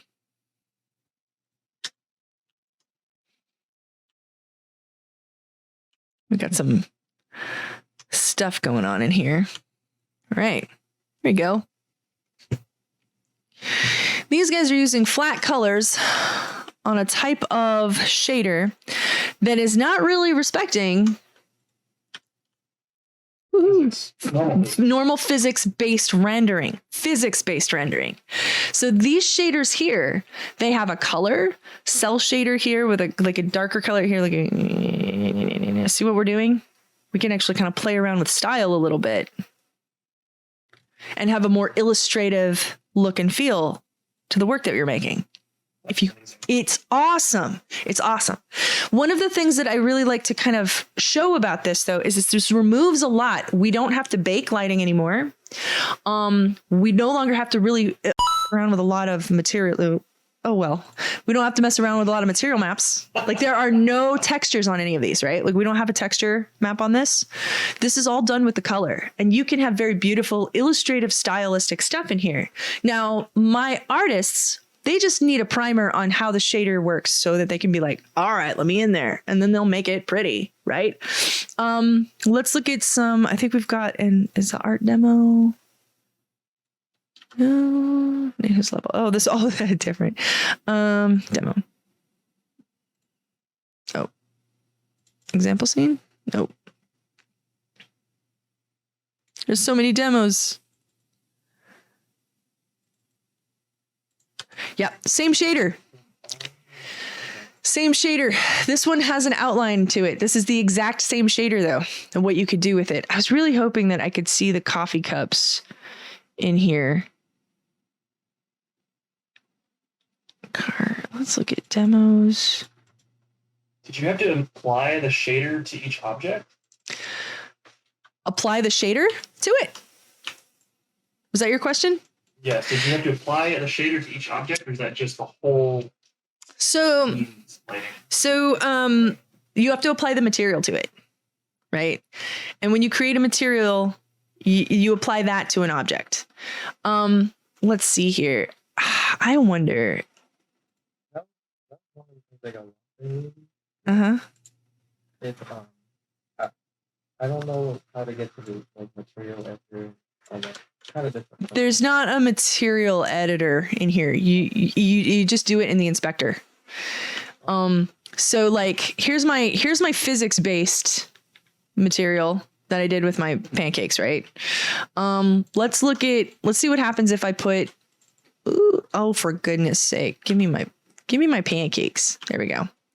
Let's change this now. I'm going to change this shader to FlatKit. This is the material pack I just got, or the shader pack I just got. I'm going to use stylized surface. Stylized cutout is a transparency property, and stylized with outline. That's going to be the like inking outline if you want it. Everything that you see here is made with like the same material. Same out of the 3 shaders, and you can get many styles from just playing around with those features. You have a component that's the mesh renderer on the inspector of Syrup LP. That's what you're yes. Table, right? So that shader is in the mesh renderer. Yeah, the mesh render. You need a mesh renderer for you to have a material property on there. So. Okay.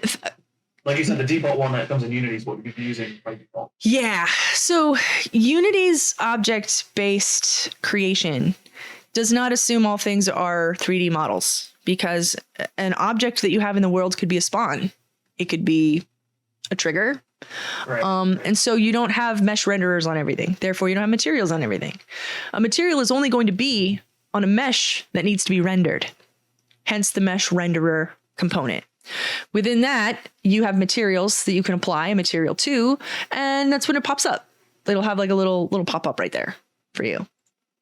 If I were to remove it, which I could do, just like none. It just doesn't show up. See? So you apply a mesh renderer component to an object in the inspector, and then if you wanted to change it to the flat kit tune, you would change the shader in that renderer. You could build an object by creating an empty object and then applying a mesh filter to it, where it would then pop up the mesh that was created, and you could plug it in that way, and then add a mesh renderer to that, and then add the material to that where you select the shader. You could do that. That's a lot of dumb extra work though, because if you just import, if you import the mesh, it will just create it as an asset here, and it will have the mesh filter and the mesh renderer by default set up to it. And then all you have to do is adjust it. So like I removed the material to this, right? And that gave me this ugly pink material, and it's not respecting light. It's just, that is a null visual feedback with material on a 3D asset. To undo that.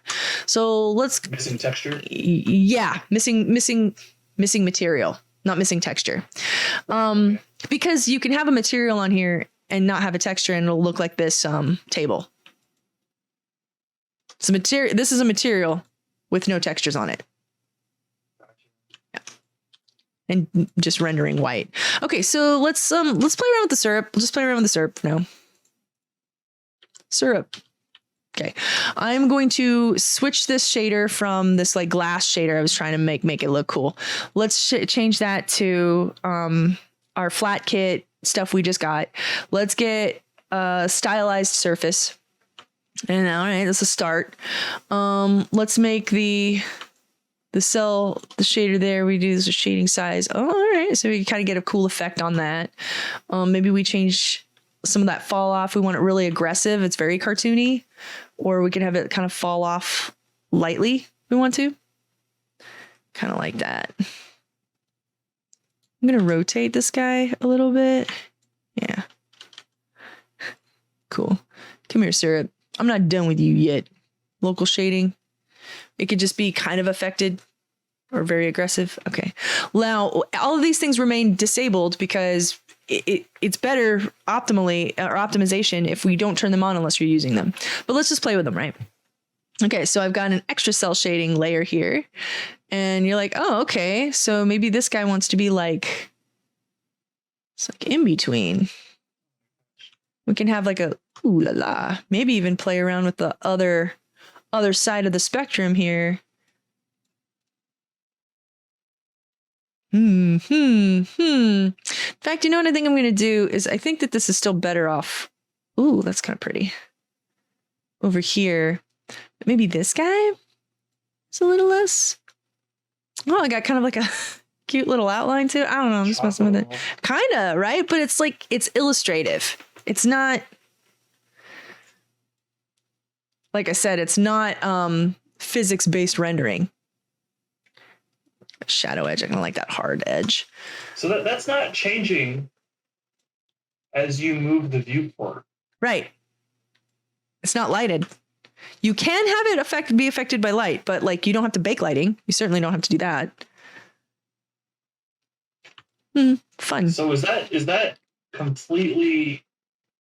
No, it doesn't replace the texture. There is no texture on here. It's just color. So what if you do that to one of the strawberries? Great question. Let's do it to the pancake next. Flat kit. Surface. Oh, looks like it respects it. But here's the thing though. My strawberry has a cutout here. So there's a transparency effect on here. So let's see if it respects that. Let's go to flat kit, cutout. Oh, very good. Now that's starting to feel a little Studio Ghibli, isn't it? That's what you mean by cutout. Okay, I understand. Yeah. But this isn't this starting to feel like a chill hop illustration now? A little bit, right? All right, let's play with this. So like it's not even really doing anything but just cell shading it in white, but it is respecting my texture maps. It's respecting that and my normal map, which is nice. What happens if I kind of give it some color? And this is kind of cool because this can be really stylized if we want it to be like cartoony.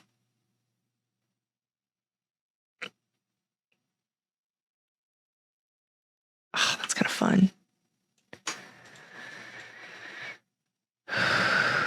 Ooh, black. Oh my god. Blacker than black is black. Like old moldy food. Mm-hmm. Green light and black shadows. You can really play around with this though. That's all I'm saying. Oh no. There we go. Maybe if you want all of your shadows to be like purple or something. You want this hard cutoff or not. Shadow edge size. That's like feathering. Cartoon.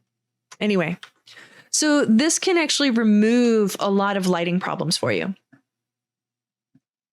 And I think it is a reasonably respectable like visual outcome if that's what you want. Let's play around though with like some more lighting in here though, because like you were kind of curious about that. Let's see. Oh, there's so much more feature in here too. How is it deciding where the lines are? I believe that's the cell shading size. No. Like, what are the location of the line? Is that in Yeah, relation that's. to the I think that's being directed by the directional light. Let's try it. I'm gonna actually move it to be like right on top of. Just change the angle.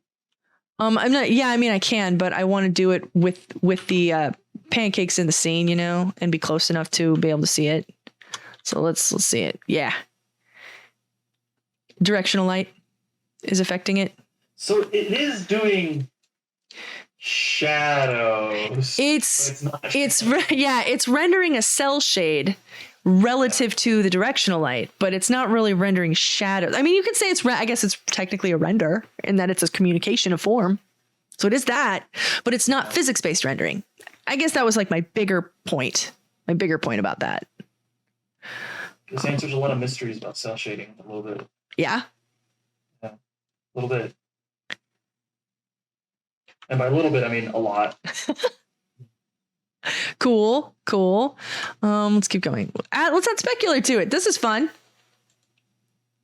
What's specular? Like glow? Specular is like gloss. So specular size, smoothness. This might be easier to see on like a sphere. I might not be able to get the effect.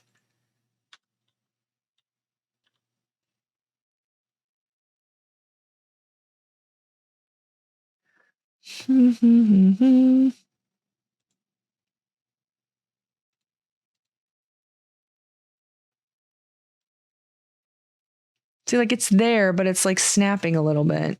Maybe I can see it on the actual material. Show me the material in the project, please. So there we go. Oh, yeah, it's definitely like oiliness. I did a Google search for image specularity. Yeah. See, like it's hanging out over here, like on this side of it, but you can't see it very well with like maybe the shape of what I've got happening here.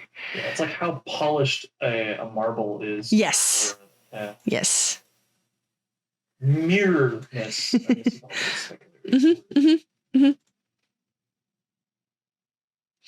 You can have a rim light to it. Turn that off. Now lighting. So lighting contribution, built-in shadows. You could use a multiply shadow where it will create like a little bit of a shadow multiplied to it. I don't love these features though. They are fine. I usually don't use them at all. and whether or not you want to use like a color map like we do in this case of this thing. So you can have very realistic looking things, which is a lot more render processing intensive and calculations. Or you can play around with some of these stylistic choices that I think give you something to explore. That was my bigger point, is what I was trying to make. Style that can alleviate some processing. It can. That might not be, or maybe exactly what you want. I think that you guys with the ski one, you wanted to do a low poly one, right? Yeah. That's something to consider. Or you can even play around with style in the standard shader as well. Like you don't have to do like all cell shaded or hyper realism. You can play around with some stylistic choices with the standard shader where maybe you only do color, and maybe just color and metal, or color and specular and like nothing else. Cartoony things don't usually have metallic properties even when they are metal. You'd have my artist resolve that for you. Maybe they paint bolts and it just looks like metal because it's gray or whatever. So You have like a white highlight or something. right. So the shader is the equation that solves how it handles all of the variables that we give it, right? And so like my variable did not change, but how it renders it certainly did, right? Like my material, like texture maps are still here. Those are the same. And they still influence the asset. Yeah, those look awesome. Yeah. So like it might be worth it for them to still maybe do the like the substance pipeline for a color map and a for a color map and I mean it might still be worth it for them to do that for the color map and the normal map and stuff. Because it does a really cool effect. They might be pretty excited about it. So anyway, this shader pack is available. It's $20 right now. That'd be cool. Spring sale. Woo, get it. Or I'll just give it to you. I'm not still recording you. Yes, I am. But if you have a budget, you can purchase it. $20. Or you can look at writing a cell shader.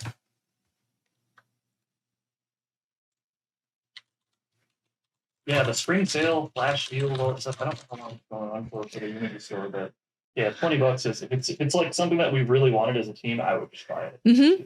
It's like a big deal. This looks like somebody's writing a cell shader here, or they might be doing it in the shader graph. Shader graph. That I don't think that's done in the universal pipeline though. That's a high definition render pipeline, and that's going to give you a different world of hurt. Writing a cell shader.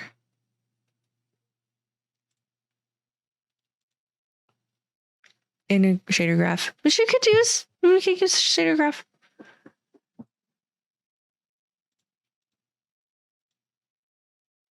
I wonder. C#.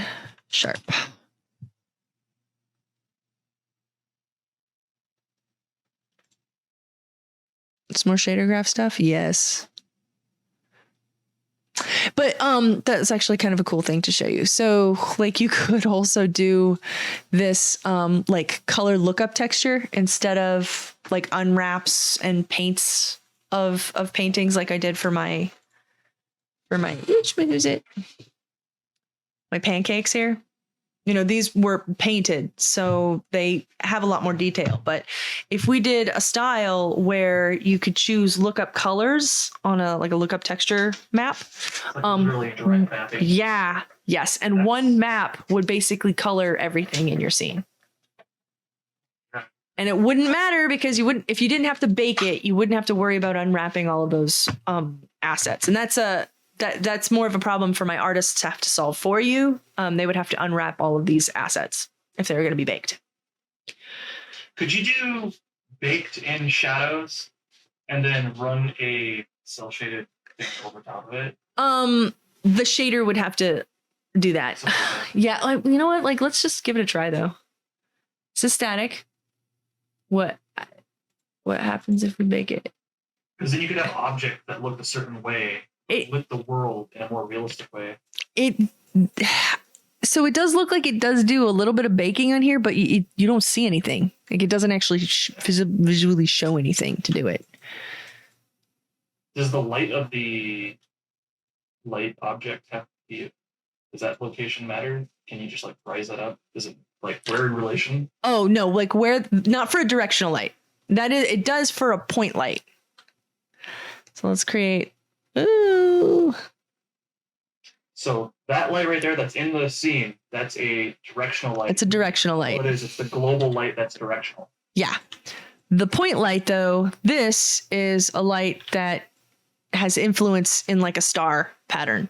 You know, the sun is technically a point light, just a huge one.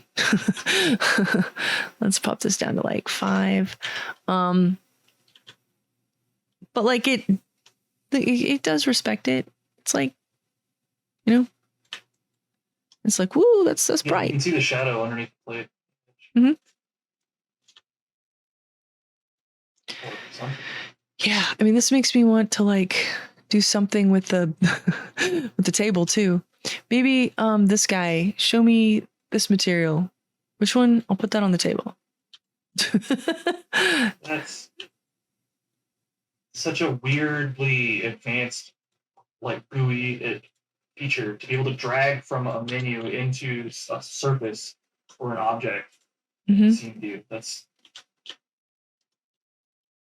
Mhm. very modern. Just remove that. It's cool though. It's got like a green specular to it. It's so weird.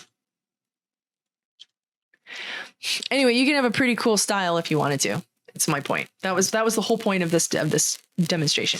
That shaders are not limited to what is given to you in Unity. You can write custom ones, you can find custom ones.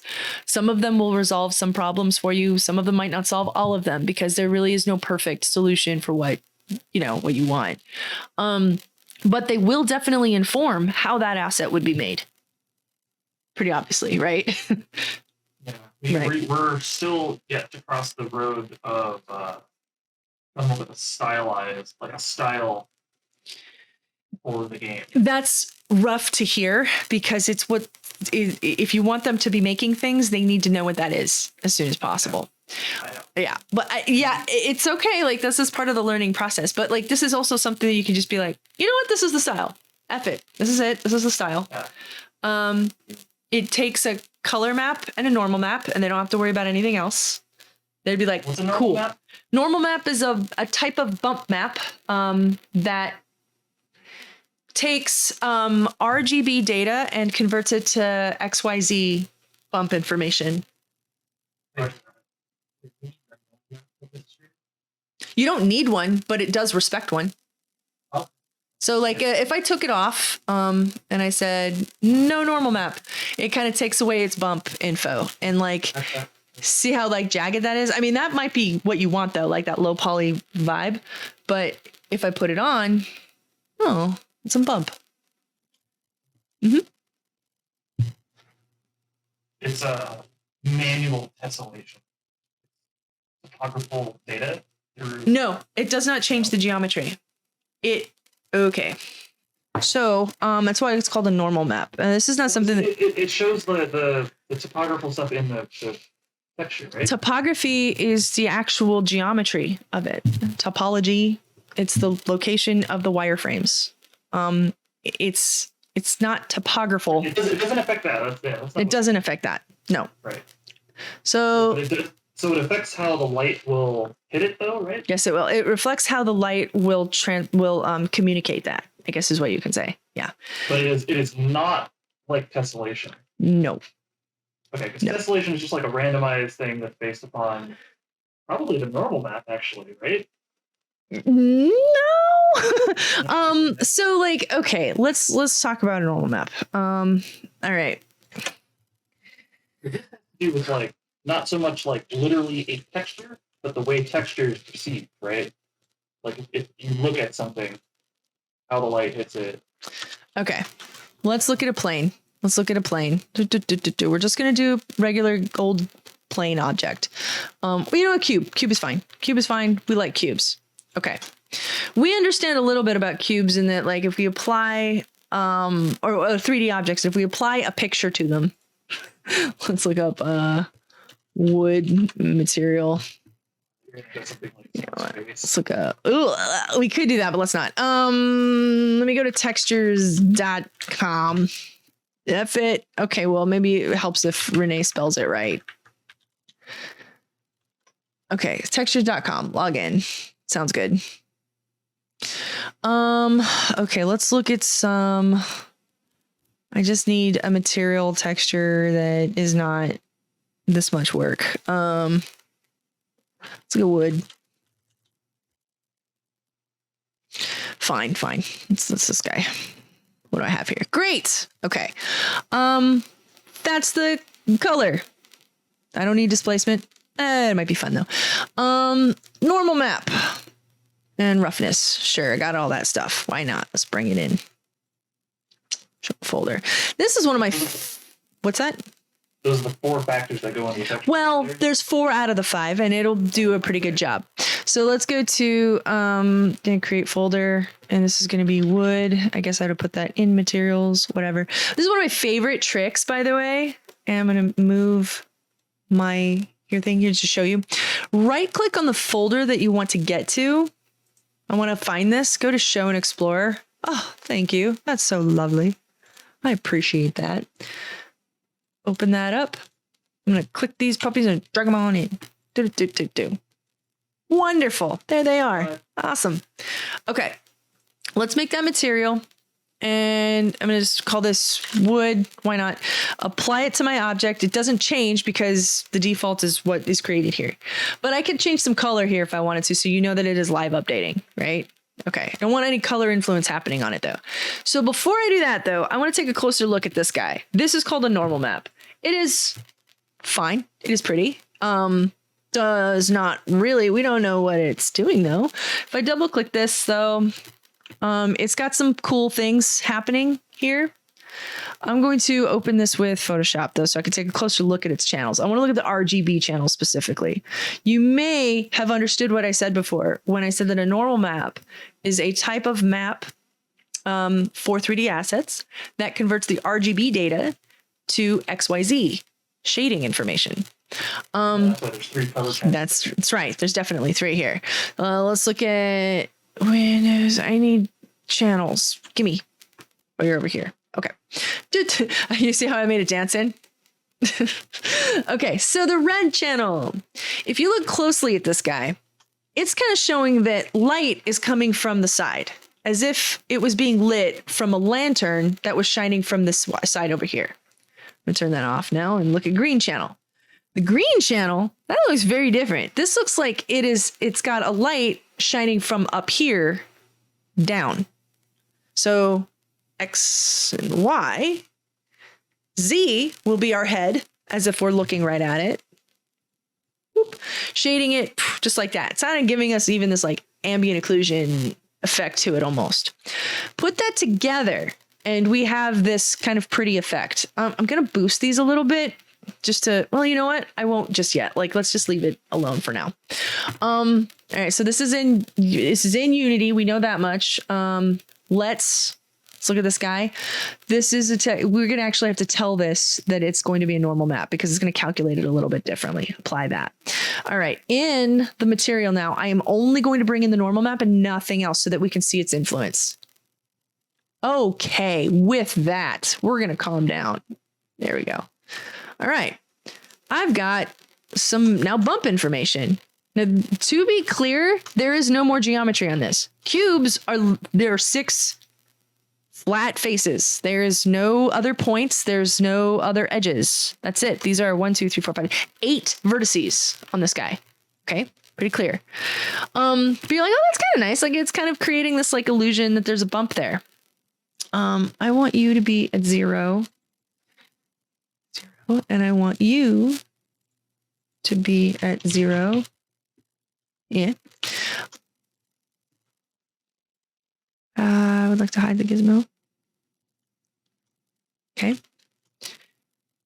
It is actually respecting the shadow. It's lit from the side. Now it's lit from the other side. From above. That bump is actual detailed information on the mesh without having to add geometry to it to get that detail. It's 3D light without more geometry.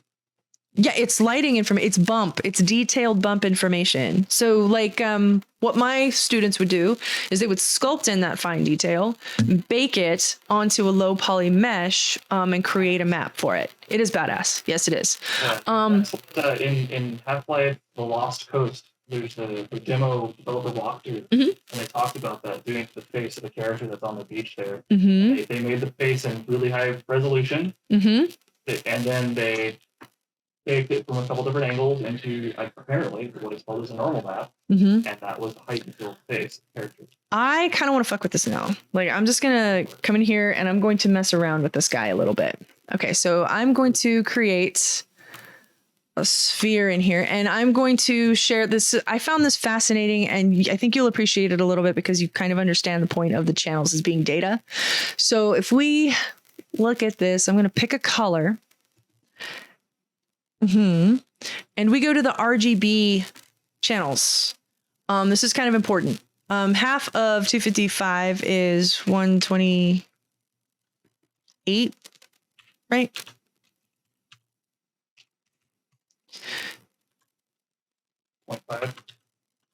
Yeah. Oh, I don't want that. I want my layers now. Oh, you're over here. We were just hiding from me. Like 127. 127. I don't need to do the 0.5 though. Just yeah. I'm so like how normal maps are calculated. Flat, home, perfect is that value. And you can I think probably appreciate why, right? We got half of 255 to let's do 127 and 255. So the red and green channels are half value, blue is blown out completely. And that's what gives us this purple, pretty purple color. Keep doing this wrong. Okay, cool. Now that I've got this selected, I'm gonna like dodge and burn this. Where's the burn and dodge tool? Yes, dodge. All right. Lightens it. Okay, so in the red channel, if we were to treat this like it was being lit as a bump, like it's popping out of the asset, it would be lit like over here, right? We just like shade, that's really pretty. Ooh la la. And maybe we would, where's the burn tool? Maybe just give it a little shadow on that side. No. Why not? I'm an artist. Okay, so from the green tool, we know now that if we shade it like that, and then dodge it up here, we've got like a cool, look at a bump thing happening here. This would probably be mostly the same, but we would maybe have like a, Edges around the circle. yeah, they would be a little darker, huh? Like maybe, but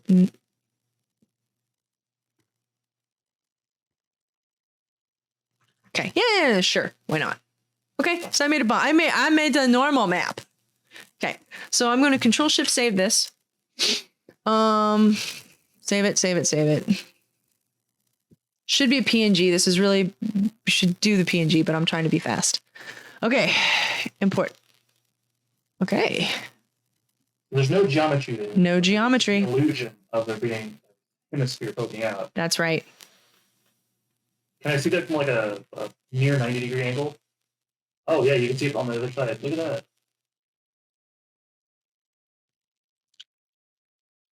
It's magic. It's magic.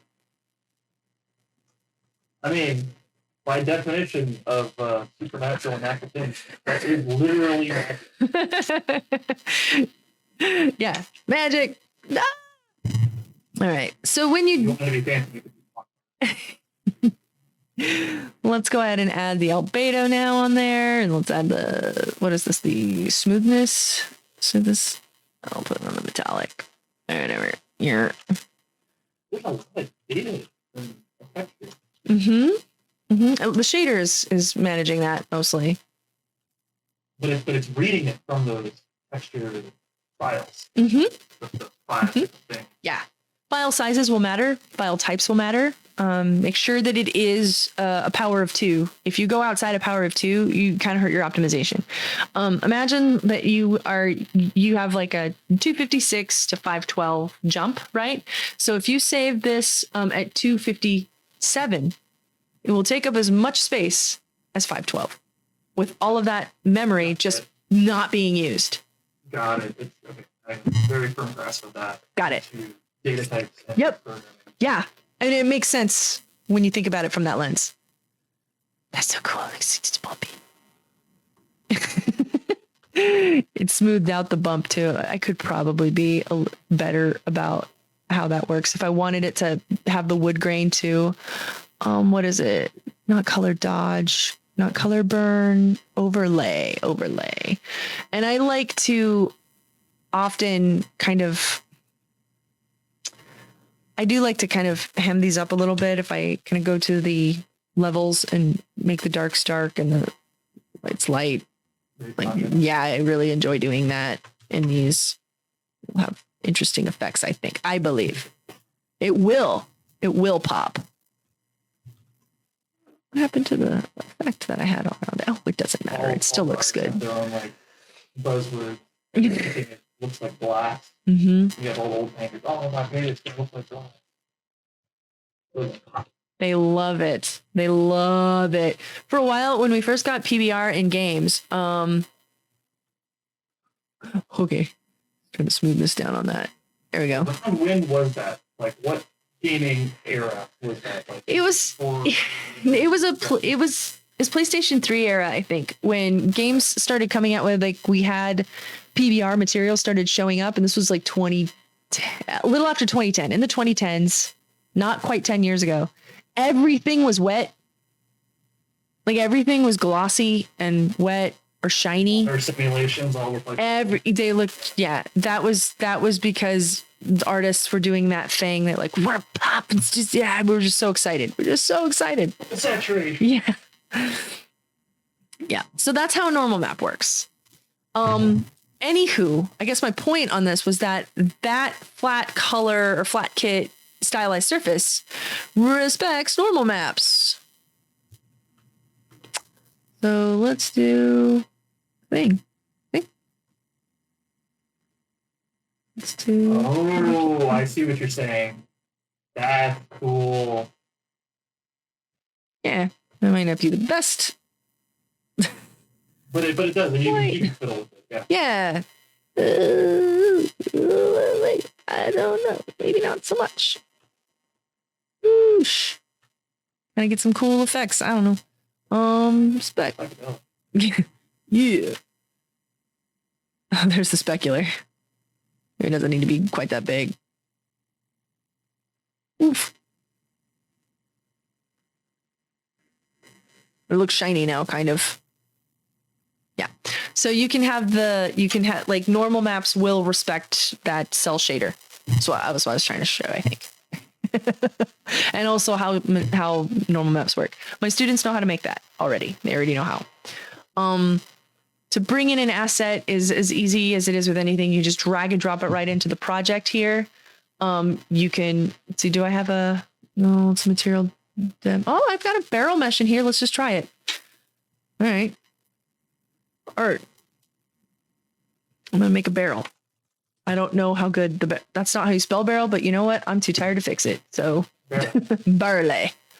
Oh, there's my barrel. That's a nice barrel. There's barrel. Go to barrel. Cool. Let's make a material. Create. To create, right click, go to create, drop down material. That's what we do. Call this barrel_matte. Pop that on there. I've got a color map, and this was probably, I used the same one as the specular map. Sure, I did. I sound lazy. It sounds like something I do. Let's go put this to material albedo. Okay, cool. Let's put you in, I don't know, let's do metallic, I guess. It's fine. I don't care. And normal. Normal map. Amazing. Yep. Barrel. Oh, wait. Can you toggle the I can't remember the word for just the color? Yeah. Well, albedo or color. Alberto, yeah. You want me to just take this off?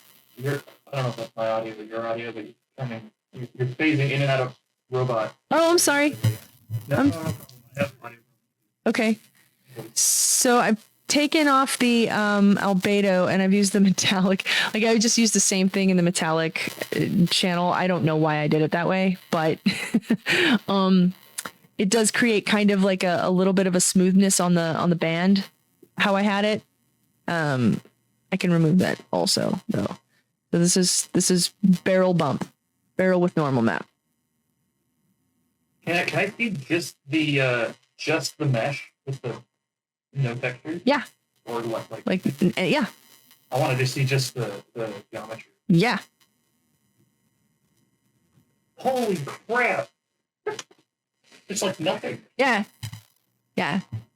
And so then I'm assuming that the shader, Like, this is- all of those things Yeah. is a lot cheaper than doing actual geometry. Oh yes. Mm-hmm. Mm-hmm. Okay. Mm-hmm. You can have high resolution models, like high poly models for pre-rendered work pretty reasonably, because you would just hit that render button, walk away, have dinner, and as it was rendered and it comes out beautiful. That movies, exactly. They're pre-rendered cinematics. Pixar animations are pre-rendered. You know, they're not interacted with, so it doesn't require that rapid render, which you can't do with high poly models. You have to find ways to create these detail work on for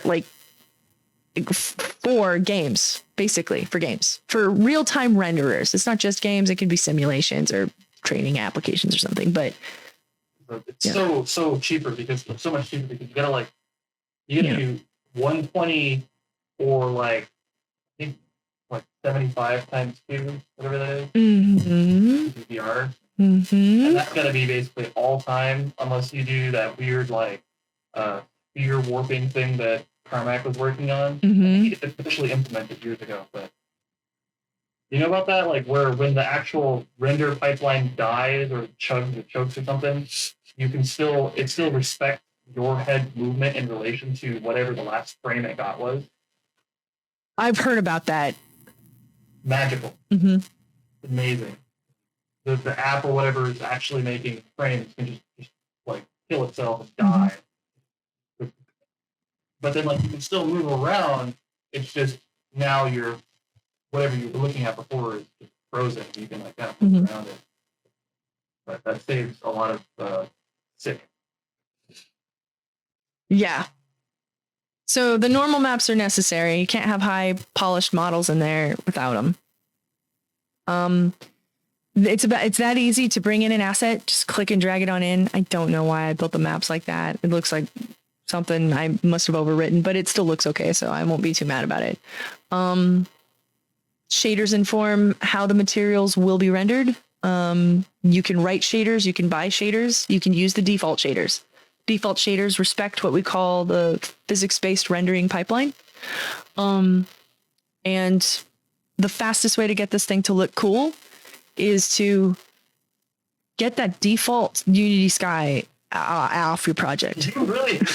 I really do. Why? It's fine.